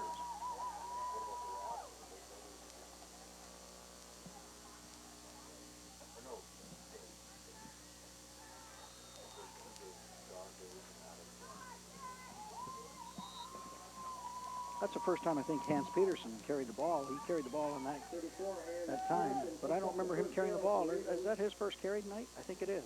Yes. Well, my wife Andrea just informed me that there are brothers. We mentioned it earlier. Amadeo, there are 2 of them. Palumbi, there are 2 of them that are brothers. The Gauthiers, in looking at the roster, there's 2 brothers and a cousin. There's 3 Gauthiers on the team. The Days are brothers. So talk about a family affair on this Sioux Sabercat team. Holy mackerel.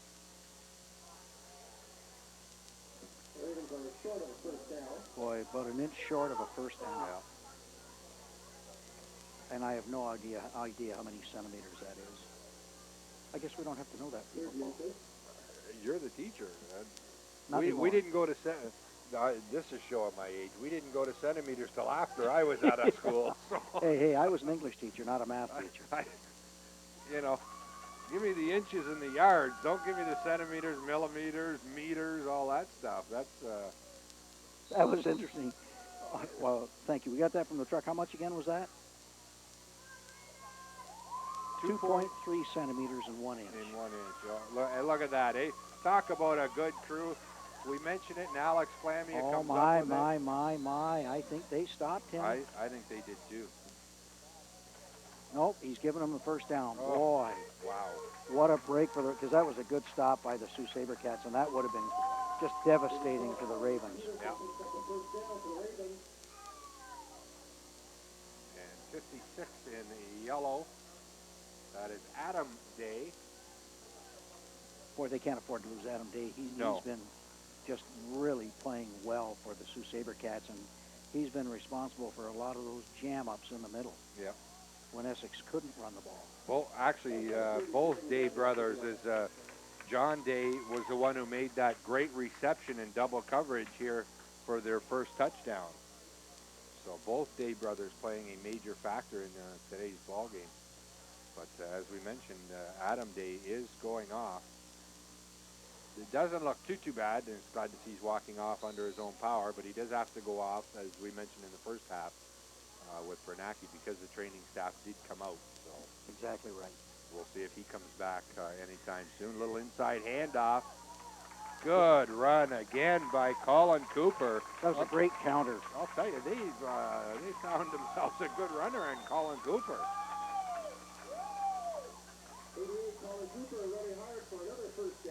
And I'll tell you, just a little side note here that has really impressed me and anybody that has followed the Ravens over the years.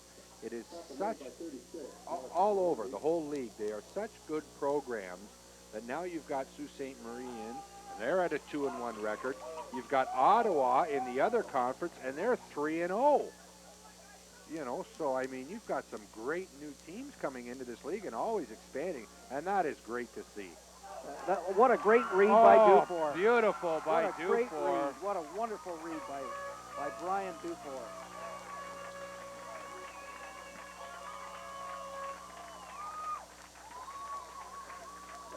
Nobody open, and instead of panicking, the poise of that young man just showed in that case right there, where he just took off and ran the ball in for 6. And that's just such a great way to start the second half for the Ravens. They needed that big time. But what a fine play by young Brian Dufour. Boy, he's a heavily sought-after player, too. I know Waterloo's hot on his trail. And the extra point is good. So 15-14 now for the Essex Ravens as they take the lead. He's got more poise than you do, Ross. You got so excited you spilled your water. Yeah, well, I looked out of the press box. I leaned forward to see him, and my water went flying all over the place. But I'll take that. Yeah. As long as he scores. But you notice he sets up. He can't find anybody open at all. Good coverage on the part of the good drops by the linebackers, by the Sioux. Yeah. Nothing for him to do but run. He took off and ran the ball, and what a great job I'll tell you, on both sides of the ball, good play. Oh, you know, good coverage in the end zone by the Sioux, and great heads-up play by Dufour. Not to panic. You know, some quarterbacks might have panicked and threw the ball away. Instead, he looked around, and there you see Glenn Mills saying, "Hey, good job, guys, good job." You know, it was a great drive. Good job. Great Not drive. let up. No, and it started at way back at their own 30 on actually on an excellent run back off the kickoff. Yeah, and you know something, this is where it becomes key, too, to have a great kickoff, a great deep kickoff by Sam Medea. And I anticipate him trying to bury this. Yeah. Signoretti and Gauthier back deep. Well, he tried to place that one, Rick. Yeah. Hoping that maybe they could get downfield. He's certainly capable of putting it deeper, but Coach Sunderland thought that they might be able to get down and cover that. So, but there was good coverage in the play, so the field position for the Sioux Sabercats is pretty good, but it could have been a lot worse. At least there weren't any extracurriculars that resulted in them getting the ball in midfield. Exactly.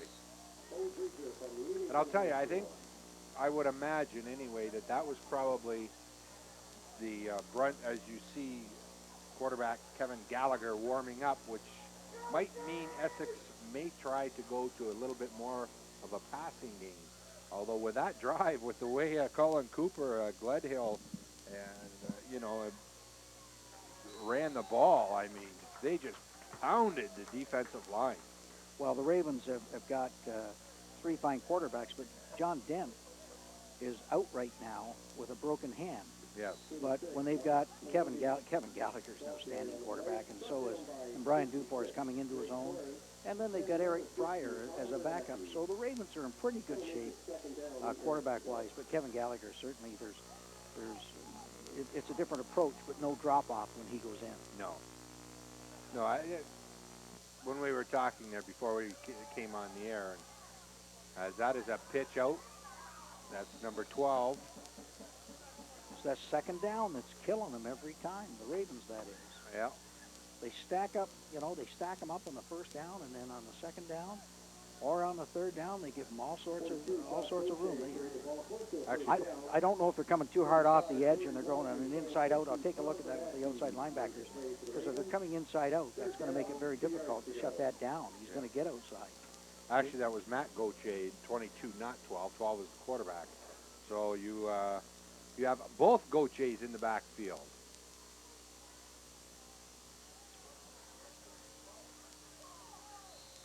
And that'll be more than enough for a first down, as Palumbi picks up the first down.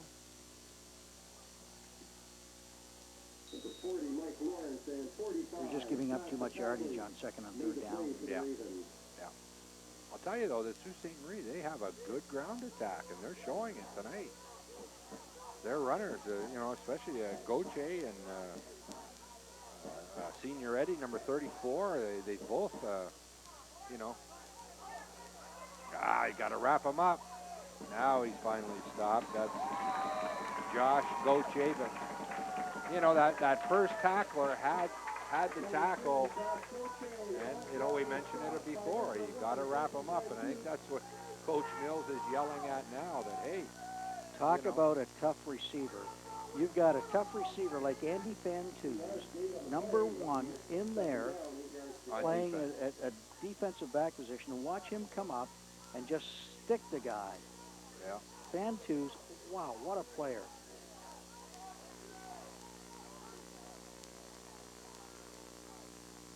Well, I'll tell you, with the arm that McLean has shown, maybe they want the speed of Fantus in there. Well, they want the speed of Fantus to cover on the corner, and the hands, and he's got the height. Yes. And he's also an extremely intelligent player. Andy Fantus is the whole package. He turned down full ride from one of the colleges in the States to go to Western Ontario. And 2 other schools would ask him to come in early in January and then pick up a scholarship the next fall. So, I mean, he's certainly a legitimate football player, no question. Just a great kid, too.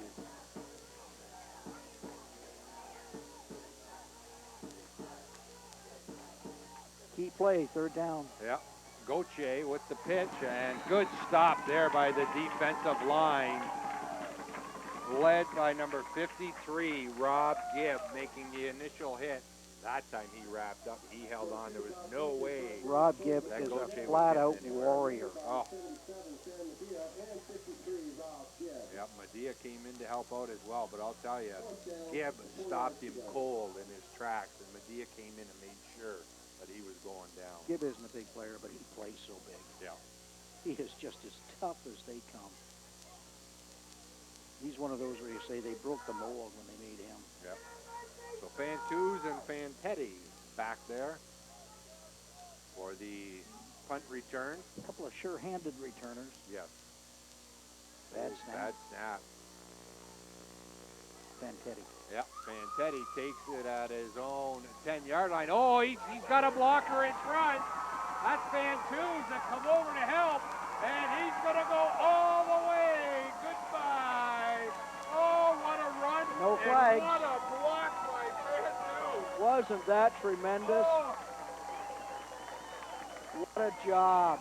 100-yard punt return.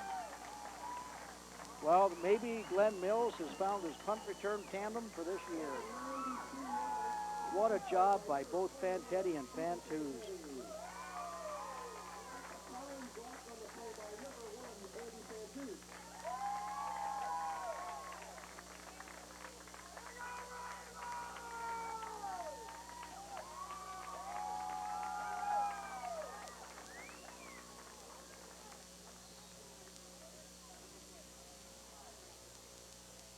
I'll tell you. Unbelievable. Just a good play all around. Oh, just outstanding. Wow. And a happy Essex Ravens bench. Yes.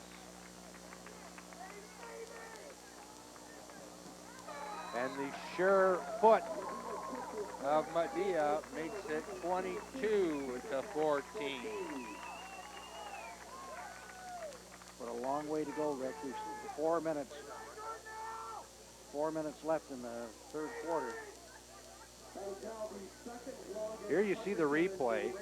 Look at Fantus get position. Just leads him. Just a convoy right down the field. Look at the speed of Fantus and Watch Fantetti. it. Boom. What a block. Goodbye. Yep. Oh. Smart play by Fantus. And a great play to follow his blocking by Fantetti. He didn't outrun it. Yep. Maybe he couldn't anyway. But just a great job by both of them. And you know something smart on the rest of the Ravens when the play was by them, not to take a stupid penalty by hitting somebody from behind. That's right. And the thing is, when you've got those two out there with the speed that they have, once they're by you, why? Nobody's going to catch them anyway. Absolutely. So there's no sense hitting anybody after. And yet, you know what happens? It happens. Oh. Drives coaches. Some coaches can go bald because of that. Well, I definitely know one coach that is true in. True with, pardon me, and that's a gentleman sitting to my immediate left. But, hey, you don't have a hair out of place, Ron. No. You know, it's funny. I get to see a lot of my former players. I saw one this week, Tom Leckie. I was down looking at a new SUV at Rose City, Florida. I talked to Tom Leckie. He still thinks he's a quarterback. Oh. He played tackle.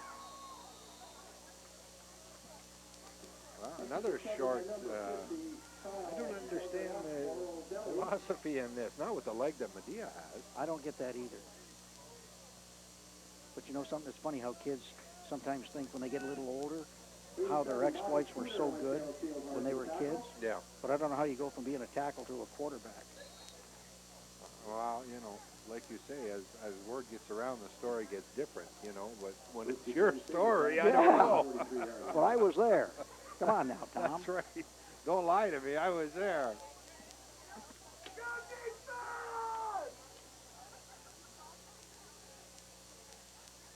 So now we'll see how the Sioux team comes back, as that was an incomplete pass. That's an experienced officiating crew.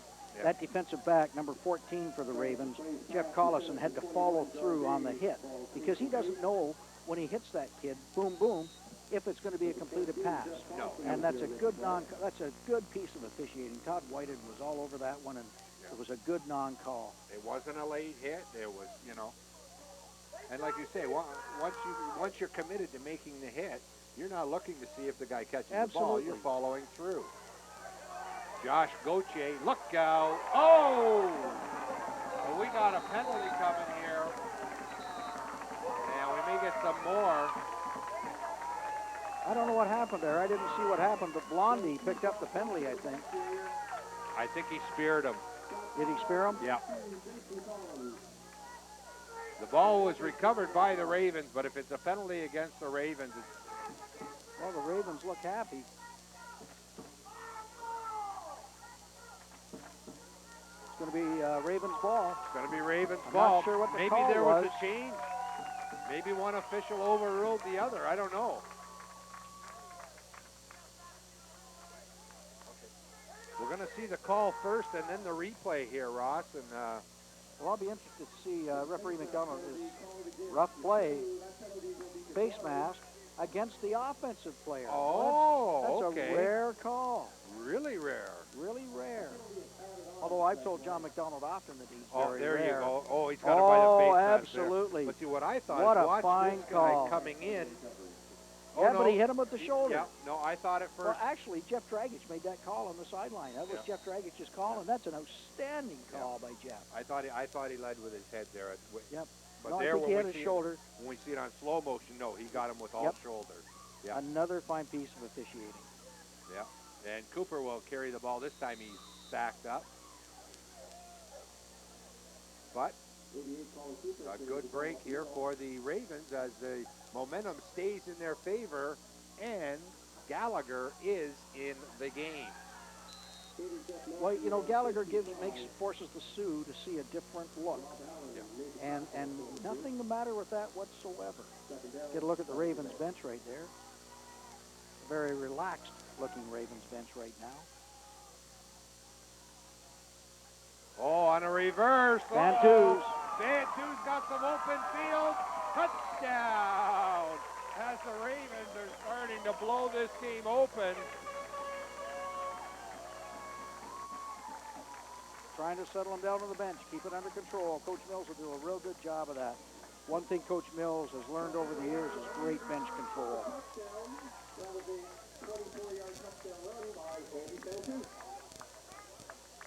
So Van-Toos with a 24-yard touchdown run. What a great call by Coach Rudak. I mean, right out of the blue. I mean, we didn't expect it. Obviously, the Sioux didn't expect it. The guy's got just such a great mind for offensive football. Sam Medea with the extra point, and it's good. Mr. Automatic. I don't think I've seen him miss an extra point yet. He definitely, for the Ravens, has a golden foot. Well, we're going to take a look at this. Nice job by Kevin Gallagher getting the ball to him. See how he outruns the blocking, which, of course, you want the wide receiver to be able to do that. Just actually on an end-around, the old end-around play, and Van-Toos just took it Once he turned it zone. upfield, they weren't going to catch him. Katie barred the door. Yeah. And like you say, they caught the whole Sioux team napping because they were all going the other way. They were following Gallagher going the other way. That was the flow of the play. Yeah. And coming back against it, countering against it with the end around, it just was wide open. And what's nice, too, with a good, experienced and quality quarterback like a Gallagher is he held that ball, and so quick, stuck out the hand to Van-Toos coming. I mean, he couldn't have waited any longer to give him that ball. And the defense sees that, you know, and like I say, all of a sudden it's like, oh, no, what are we going to do now, you know? Well, as I said, no drop-off in quarterbacks when you go from Dufour to Gallagher. Gauthier trying to get to the outside, still on his feet, and he's got the whole team on him now. But boy, I tell you, you got to give it to Gauthier, boy. He's a warrior too. Oh, is he ever? I'm impressed with the job Ross Vioto's done with this team. For a first-year team, they're playing with the poise and the aggressiveness of a veteran football team. Although Sault Ste. Marie has always been a pretty good hotbed for athletics. I don't know what you can say much about the Greyhounds, Rick. You know hockey better than I, but I assume that they're a pretty hockey-mad community up there, too. Oh, big time, big time. The thing with junior hockey is a lot of times it kind of goes in cycles. Sure. You get a good team for a couple of years, and then your better players graduate. You know, so then you go through maybe a growing period for a year. You know, the ideal thing is to only lose. Oh, and that's intercepted. Oh, we got a run back with a lot of open field. Not going to count. We got You're not Laundry on gonna the field. I think they roughed the quarterback. No, because you weren't going to catch Fantetti. We'll have to see. Late hit on the quarterback, you said? I think it is. Rough play on the Ravens. Yep. Ah. Rough the quarterback.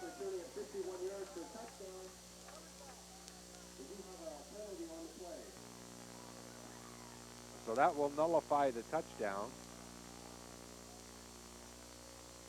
We're going to try and take a look at this, and you know, Coach Mills is handling that well, but he doesn't like it. Yeah, that's a late hit. Yeah. Yep. When the ball's that far gone, it is. Yeah, late. he took too many steps after the ball was gone. That's a good call by referee John McDonald. And that one's not protecting the quarterback. That's just calling it the way it was. That's the Raven was far too late. He's got to break off his rusher, just gently nudge him. Yeah. That's a good call. And off once again to the workhorse, Josh Gauthier.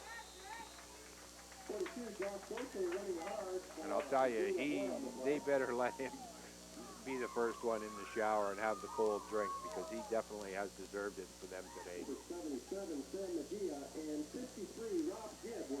Medea and Gibb making the tackle for the Ravens.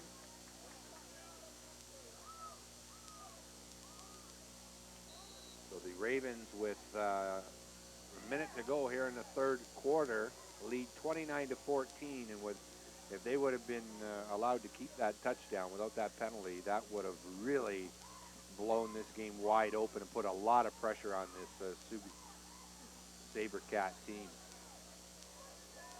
Well, you know something, Gautier's carried the ball an awful lot. It's a hot, humid night, and you know you only got so many runs in your legs. And boy, he's been the workhorse horse all night and done a great job. But boy, in this heat, he's got to be wearing. You know, we got a full quarter to go, and it's going to be tough for him to really carry the ball well in the fourth quarter.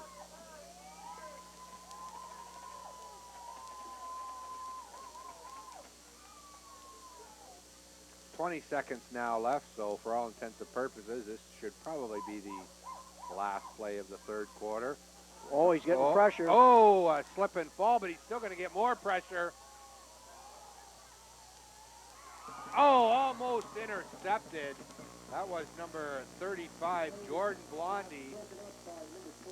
And that was a case where I think it was number 50 for the Ravens, putting the pressure on Tom Bernanke, put the pressure on McLean, and he just came in and he wrapped him and just gently put him on the ground. That's right. And avoid the penalty. No flag. Yeah. Hey, you know something? The officials want it played within the rules. Yes. And they're going to call it that way. And they don't care who wins. All they want to do is make sure that the players play within the rules. Yeah. And there's the siren to end the third quarter. So this will be the final play of the third quarter. Well, let's see. Well, we don't have Fantus back there this time. No, we don't. Oh, my goodness. Oh. They didn't have a rush on. No. And Fantetti has nowhere to go. A good open field tackle there made by Matt Gauthier, number 22. I think that was number 32, Oh, Rick. pardon me. Yes, you're right, 32. Quintino DeLabio? Okay. Quintino DeLabio. Quintino DeLabio, okay. Boy, I have a feeling that most of the kids from the Sioux must have been cheering for Team Italy in the World Cup. Actually, there's number 65, Amadeo DeLabio. This is really a family affair. You see a loyal fan of the Ravens braving the heat here at Raider Field. Probably thinking, what am I doing here? Get me in the central air, please. But, oh, yeah, just... I got a dog named Casey, a golden retriever at home. Absolutely love her to death.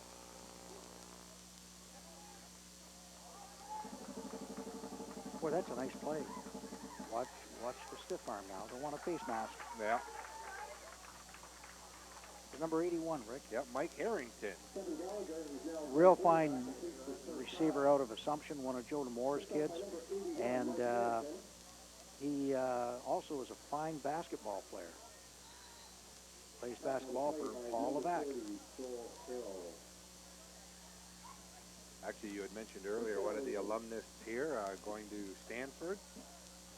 They also have a very good baseball team, as I've been watching the College World Series this week, and Stanford just got beat out. And, of course, the final was today. I guess Elway, John Elway, you know, the former Bronco All-Pro quarterback, was a great baseball player as well when he was in college at Stanford. Yes, and here's another fact. Talk about football players that were good.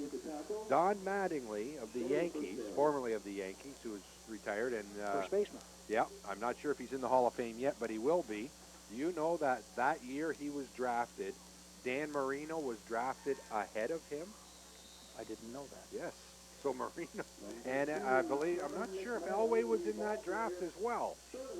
But I think he was. Marino was in the same draft as Elway, I believe. I back believe in about so. 83, I think. And I think they were both drafted ahead of Mattingly. Another fine quarterback who's picked baseball recently, Drew Henson, the fine Michigan quarterback out of Brighton, Michigan, who left Michigan, he decided to forego his senior year, and he's in the Yankees chain playing AAA Columbus. Yep. Quarterback keeper. Good call. Well, they had one, what comes to mind actually with this, like I say, getting back to this College World Series for a minute, I believe it was Stanford.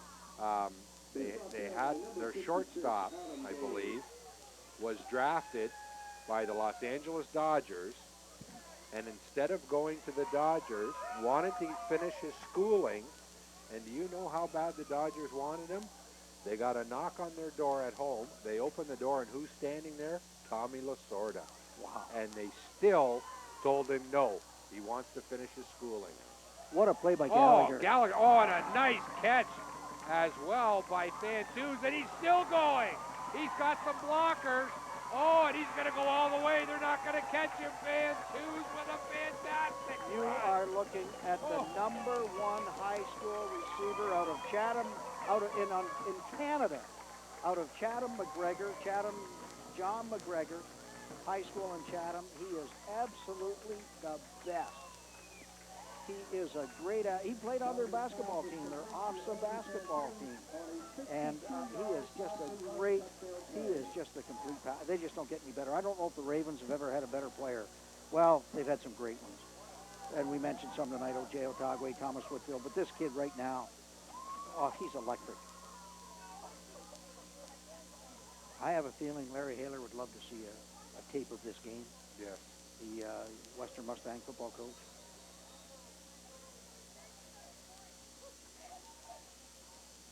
But I don't think he wants to see him playing corner. I don't think he wants to see him on the field very much at all, actually. He'd like to see him off the field. No, that's right. As much as possible. But that all started with a great heads-up play and a scramble by Gallagher. And to find him open. And he got a nice block. I didn't see who helped him with the block, but he did get a nice block back there. There's Medea again. Yep. And but Kevin Gallagher played that so well. That was just a wonderful job all around by the Ravens. And you know something, Rick? She may not be in full voice right now, but I think the fat lady's warming up. I think so, Are we allowed to say that? Yeah, I think so. Although I don't know what Glenn Mills might say, sir. Well, here you see it here on the replay.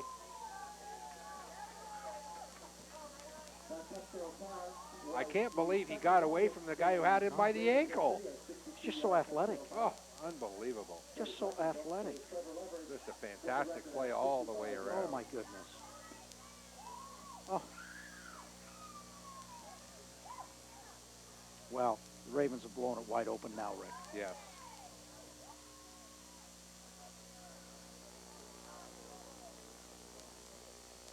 But boy, they were in for it. They knew they were in for a game early in this, and it'd be interesting to hear Coach Mills' post-game comments tonight.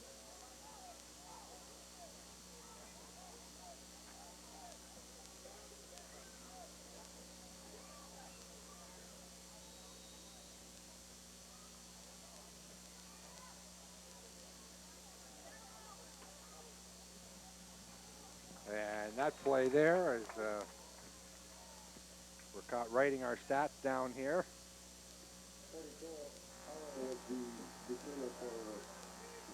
And once again, we'll let you know, remind you, hey, if you like what you see tonight, you may see it, the same exciting football again. Not may, you will. Next Saturday, June 29th at 7 o'clock as Halton comes down the 401 to meet the Essex Ravens here. Game time is live at 7 o'clock from Raider Field, exclusively on the Cogeco Sports Network.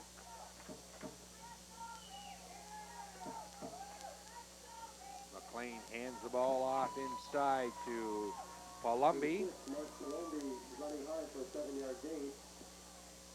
And a hard-fought 7 yards for Palumbi. He hasn't. Tagley has got a wrap, guys. He has arms on him, but he's got a wrap. Palumbi hasn't had that bad of a game as well, running the ball. But I'll tell you, Josh Goche he's earned his keep tonight on the. Well, he's their tailback. He's their go-to guy, and they use Palumbi primarily for blocking. And again, that's what they're doing this time. Yeah. Palumbi's got to kick it outside, and he does a good job of it. He's a fine ball player. Actually, that was Josh Goche, 42. Well, yeah, Goche. You're right. And he's a fine ball player. He sure is. You know, if he lacks one thing, it's just a little bit of breakaway speed. Yeah. Yeah. Some of the, he's been chased down a couple of times tonight, whereas if he had flat-out speed, a couple he'd have times, broken it. a couple times there when he's gone, east-west, and once he turns it up, north-south to go downfield, makes that cut, the speed doesn't change. Whereas with a lot of running backs and receivers, once they make that cut, it's almost like they're kicking it into overdrive, and you see the difference. And you're right, with him, it's basically, one speed period, which isn't bad because he does have some speed.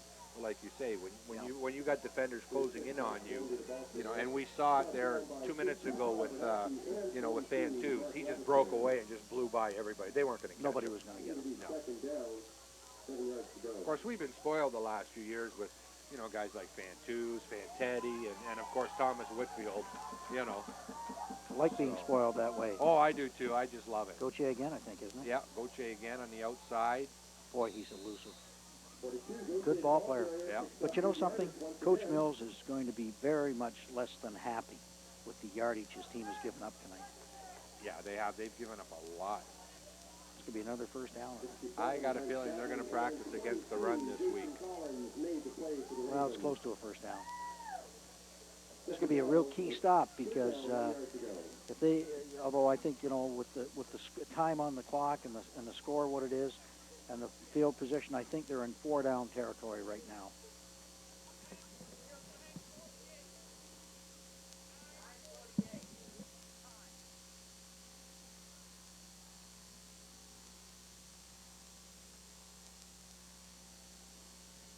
Number 1.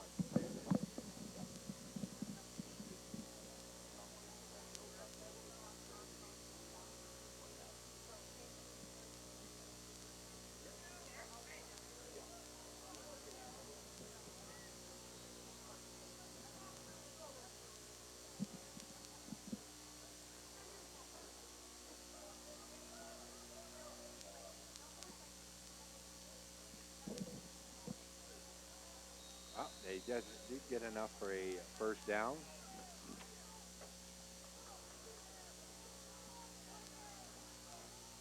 Goche again carrying the ball.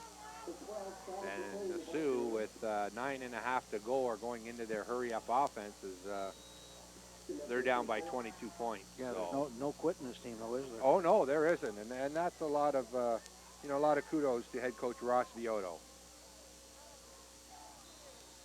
And knocked another out of first bounds. down. Yeah, another first down. That was Joel Arrow. Maybe is it a first down? It looks like it, but it might be just a touch short. Nope, first down.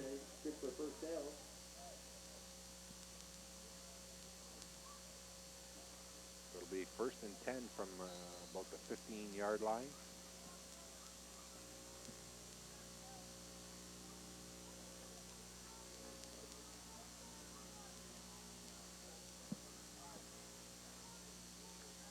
.50 to go as the clock is counting down. Inside handoff. Oh, and a good run right Touchdown. up the middle, and it's going to be a touchdown. That was number 36, Mark Palumbi. And we mentioned earlier that, you know, he's having a decent game back there as well. And a good 16-yard run.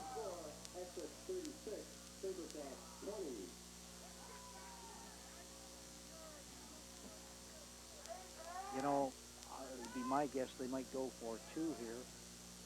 Oh, it looks like they're going to go for 1, but if they went for 2 and they got it, that'd be a 14-point differential, which is 2 touchdowns.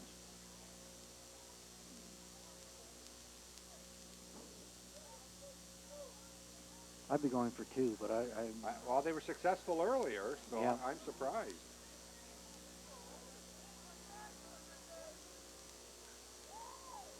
But maybe they'll wait and see if they score again. Oh, well, no.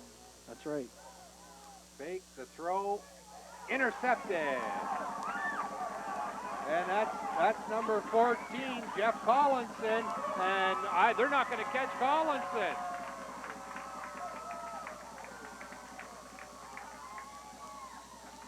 Touchdown, and we've got a little bit of a fight going on here, but I don't see any flags going on. That was number 53, Rob Gibb, who threw a block.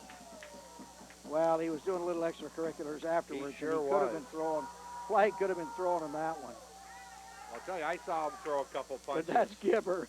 I saw him throw a couple punches. That's Gibber, and you know something? That was close to being a flag.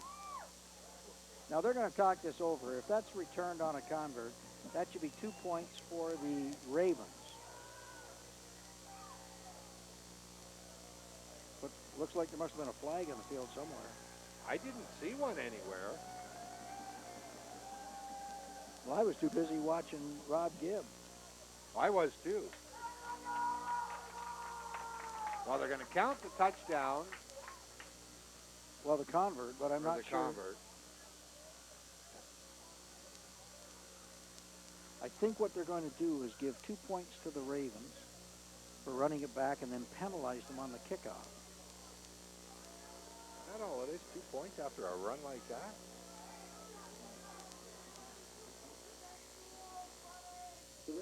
We're taking a look at the touchdown now, and it's just a little drop light right up the middle.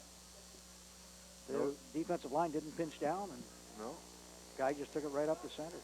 They were playing too much. They were too much thinking there about the outside or a pass, and just took it up. She's explaining it to the referee McDonald, explaining it to Ross Biotto, the Sioux coach. But the 2 points do go on the board. 2 points do go on the board, but I think the Ravens are going to be penalized on the kickoff. If indeed the penalty was against the Ravens. I never saw any flags though. Well, there was a flag. I saw the one official come back and give a flag to somebody, so obviously somebody threw a flag. Okay. But although I would, like I say, I was looking at Gibby down here throwing shots. Yeah. That's a guy that was down. The ball's at the 35, and my guess is it's going to go back to the 20. No, they're calling it against the Sioux. Gibby didn't get a penalty. Like I said, looked like it was somebody on the Sioux. When he knocked the guy down, he fell on top of him. As he was going down on top of him, he threw one punch, and then he kind of threw a little elbow in I'm not sure if he really threw a punch there, Rick, or if he was just helping him down to the ground gently. Yeah.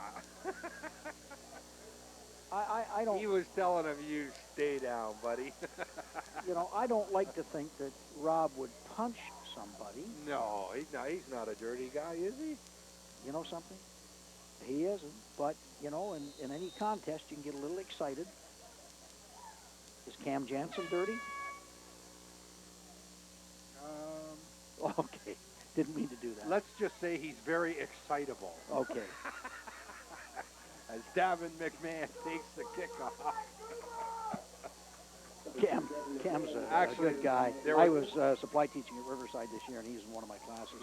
I'll tell you, he's a great kid. He is a class act. He's a great kid. I'll tell you, he is a very class act. He's not afraid of anybody, and he is, talk about a bundle of excitement. There was a good article in yesterday's paper about the NHL draft today, and he wasn't on the central scouting list, but a lot of teams have inquired to General Manager Mike Kelly about him. And of course, Aaron Niddle and Paul Giulianardo were the two big guns that they figured would go. And Aaron Niddle said, he says, if I sit next to Jansen, he said, won't hear anybody's name called, so I'm not going to go anywhere near him. So, well, Cam's a good guy. He is. He's, like I say, class act.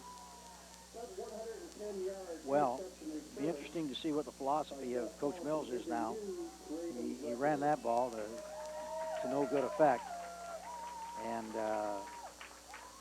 I know deep in his own zone he doesn't want to put the ball in the air because, you know, three things can happen. Two of them are bad. Yes.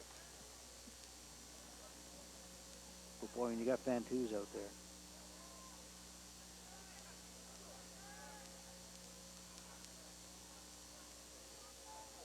Well, that's a handoff there, and it's to number 8, Josh. Oh, it's number 2. Okay, pardon me, McMahon. I thought it was number 8, Josh Panisse, but it's not. It's number 2. You know, the referees are going to have, well, we've got a good shot of the bench there. A happy bench. Yep.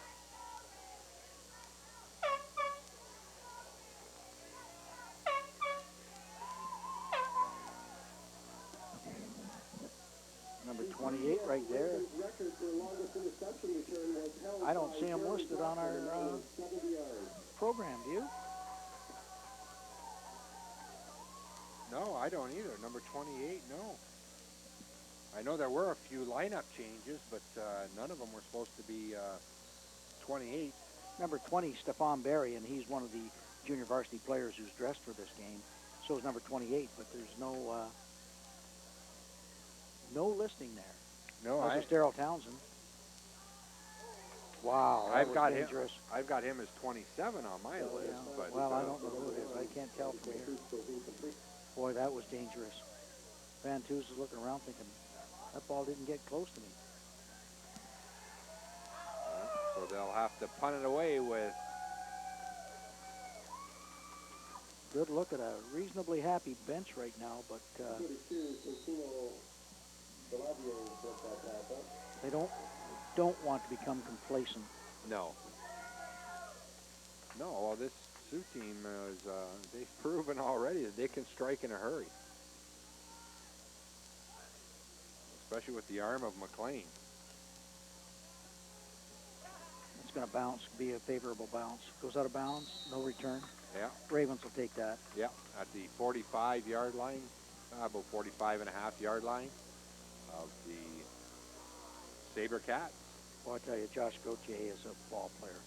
Punt travels 39 yards before it went out of bounds. Yeah, he was back there to take the kickoff. Will take over. I'll tell you, we don't have the, I don't believe anyway, we have the stats on the size of the Sioux players, but he is no small kid either. No, he's a load.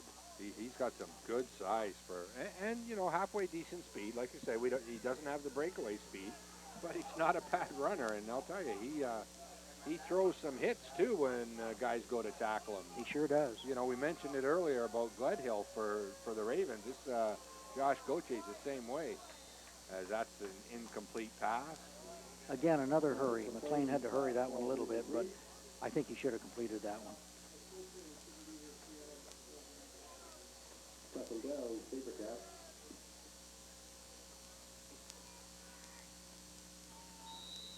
So 6 minutes now left in the fourth quarter. Ravens up by 18, commanding lead.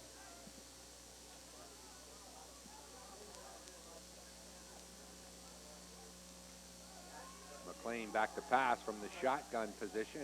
It's complete. Good coverage. Yep. Completed the ball, but no gain after the catch. No, that was number 21, John Day, who caught the first touchdown reception pass for the SaberCats. They're going right with the no huddle again. No huddle and the shotgun. Oh, that's offside. No, they didn't call it. The receiver down the end in motion was a good step beyond, past the line of scrimmage. I thought he was too. I thought he was at least a step beyond.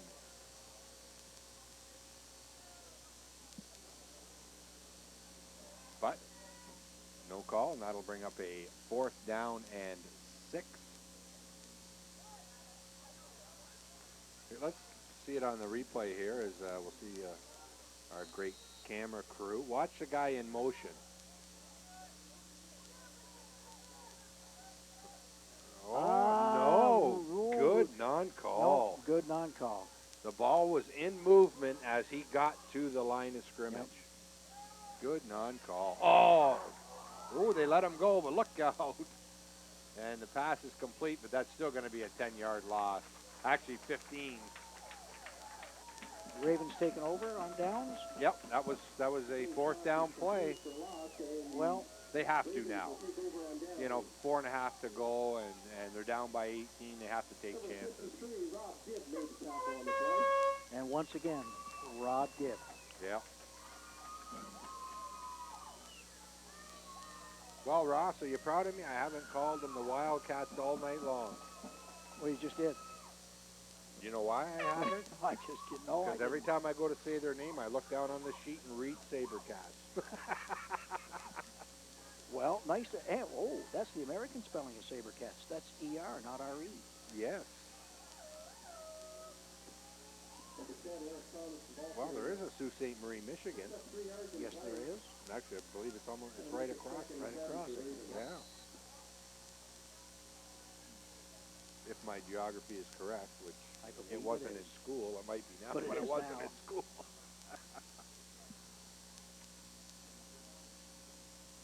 But the Ravens will. There's a pitch back. That's Eric Thomas, number 10.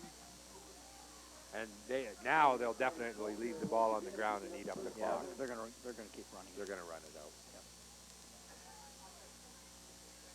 Well, this time the master bested the pupil. Yes. Ross Vioto was once a member of Coach Mills' coaching staff, but I'll tell you, you got to give Ross Vioto and his entire coaching staff just all the credit in the world for the work they've done. When you only have basically three high schools to pick from, I'll tell you, you're right. You have to give him all the credit. That pass is complete there to Brady Elliott, number 84, and just knocked out of bounds at the 2-yard line.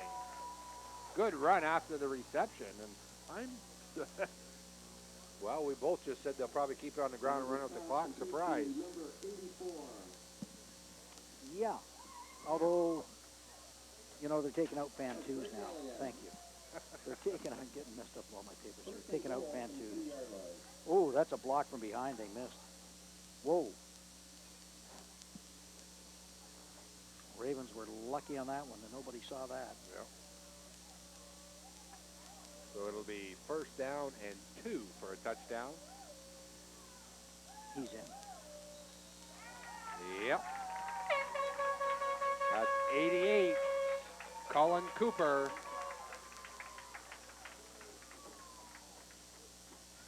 That's number 88, Colin Cooper, taking it from 2 yards out. That makes the score Essex 44. Well, that makes it 44 to 20. Well, the Ravens have a lot of weapons, and the coaching staff knows how to utilize them to their best effect, maximum effect, and the Ravens are full measure for this win tonight.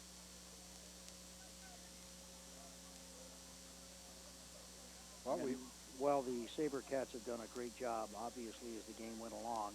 I think the size of Essex had a tendency to wear them down, and they found by the end of the game they were overmatched. Yeah.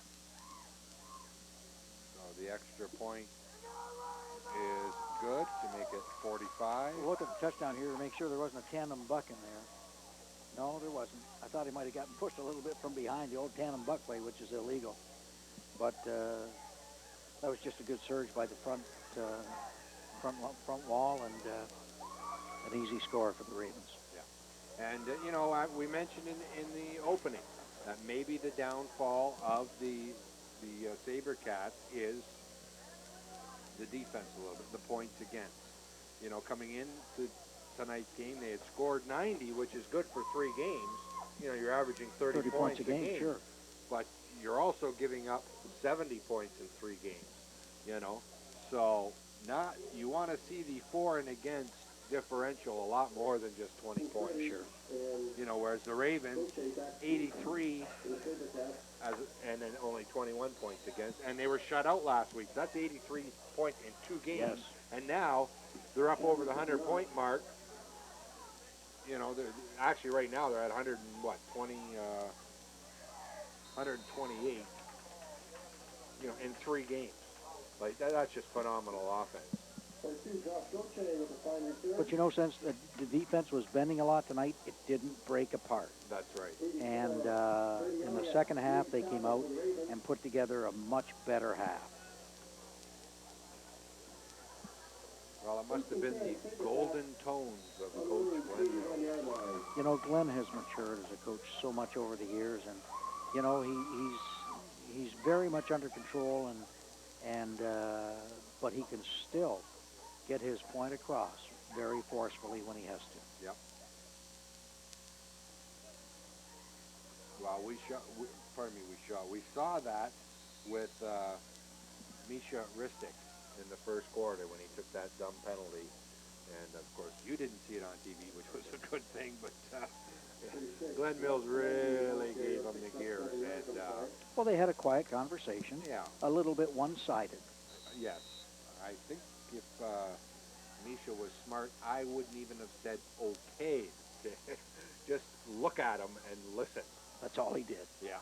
Oh, flag thrown on the play as it's an incomplete pass.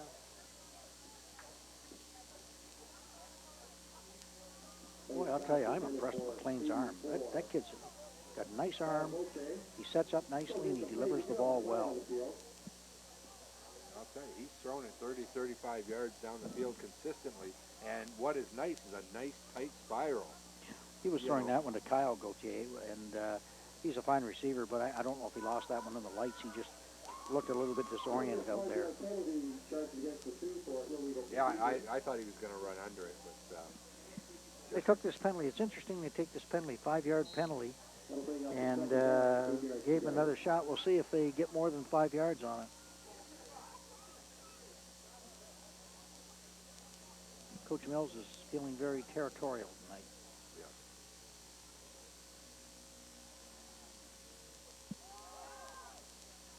Oh, just over the head of the intended receiver.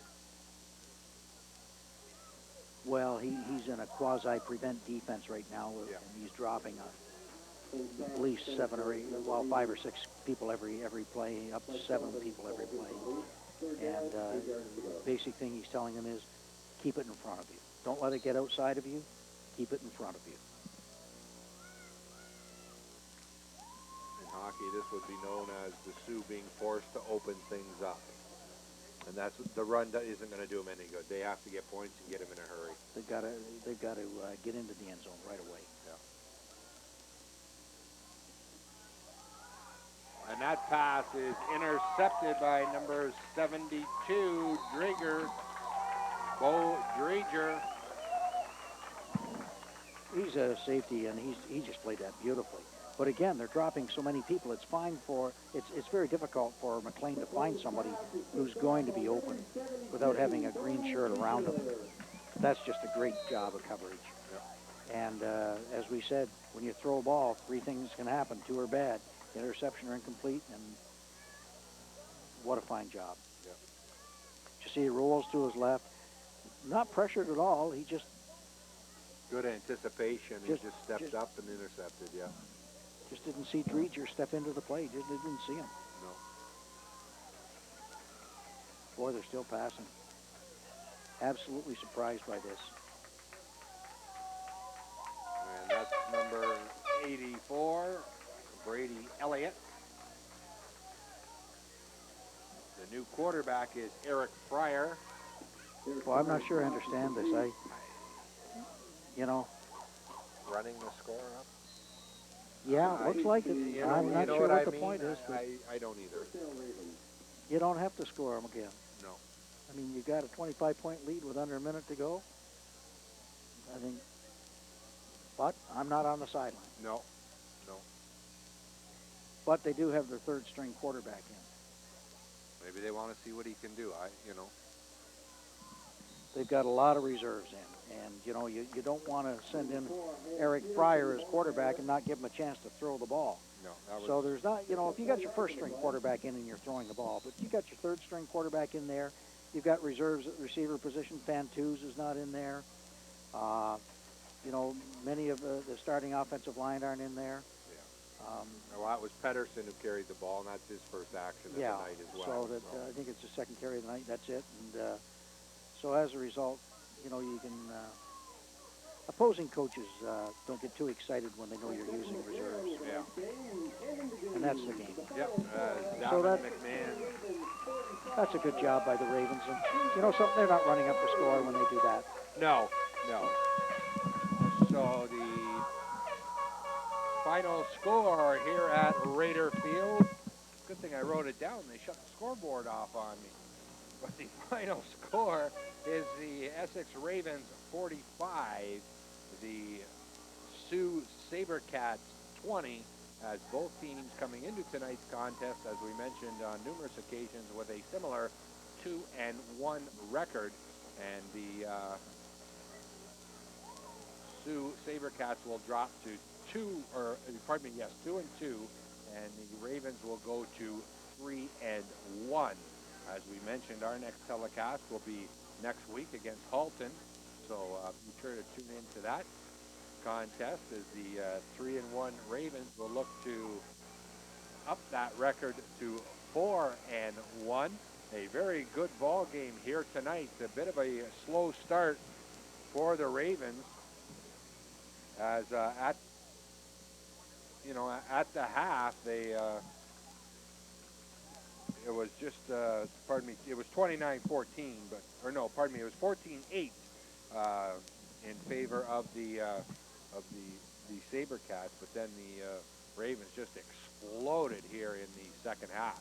We'll take a quick time out from here at Raider Field, and when we come back, we'll have our post-game show.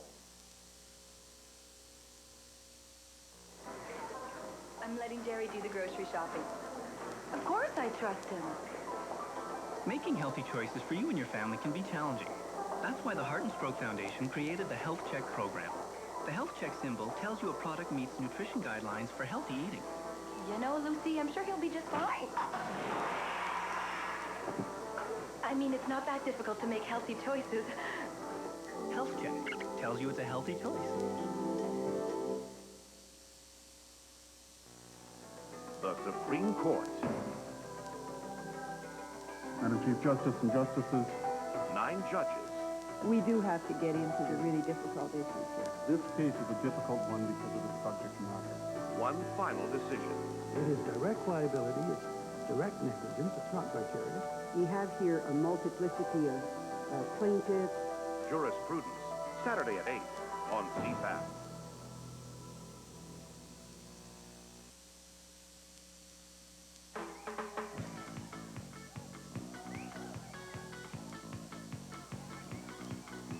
In the great outdoors, you lose fluids as you sweat and breathe. When the body loses more water than it consumes, you are in a state of dehydration. Recognize some of the signs: thirst, dizziness, weakness, headache, confusion. And before heading out, get informed to stay safe. A message from the Government of Canada.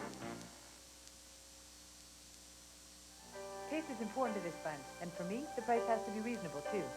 With a wide variety of fruits and vegetables available year-round, you can always find an affordable option. Eating 5 to 10 servings of vegetables and fruit a day as part of a healthy diet could reduce your risk of cancer, heart disease, and stroke. 5 servings could be a meal with salad, potato, side vegetable, and fruit for dessert. It's that simple. Vegetables and fruit. Are you getting enough? And welcome back to Raider Field. Our final score once again, the Ravens defeat the Sabercats by a score of 45-20.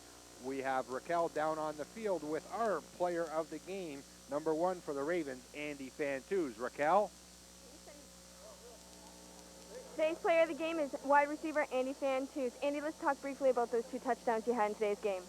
Well, we just came out strong second half, and we had good blocking, and it just all came together. With good team effort. That's all I can say.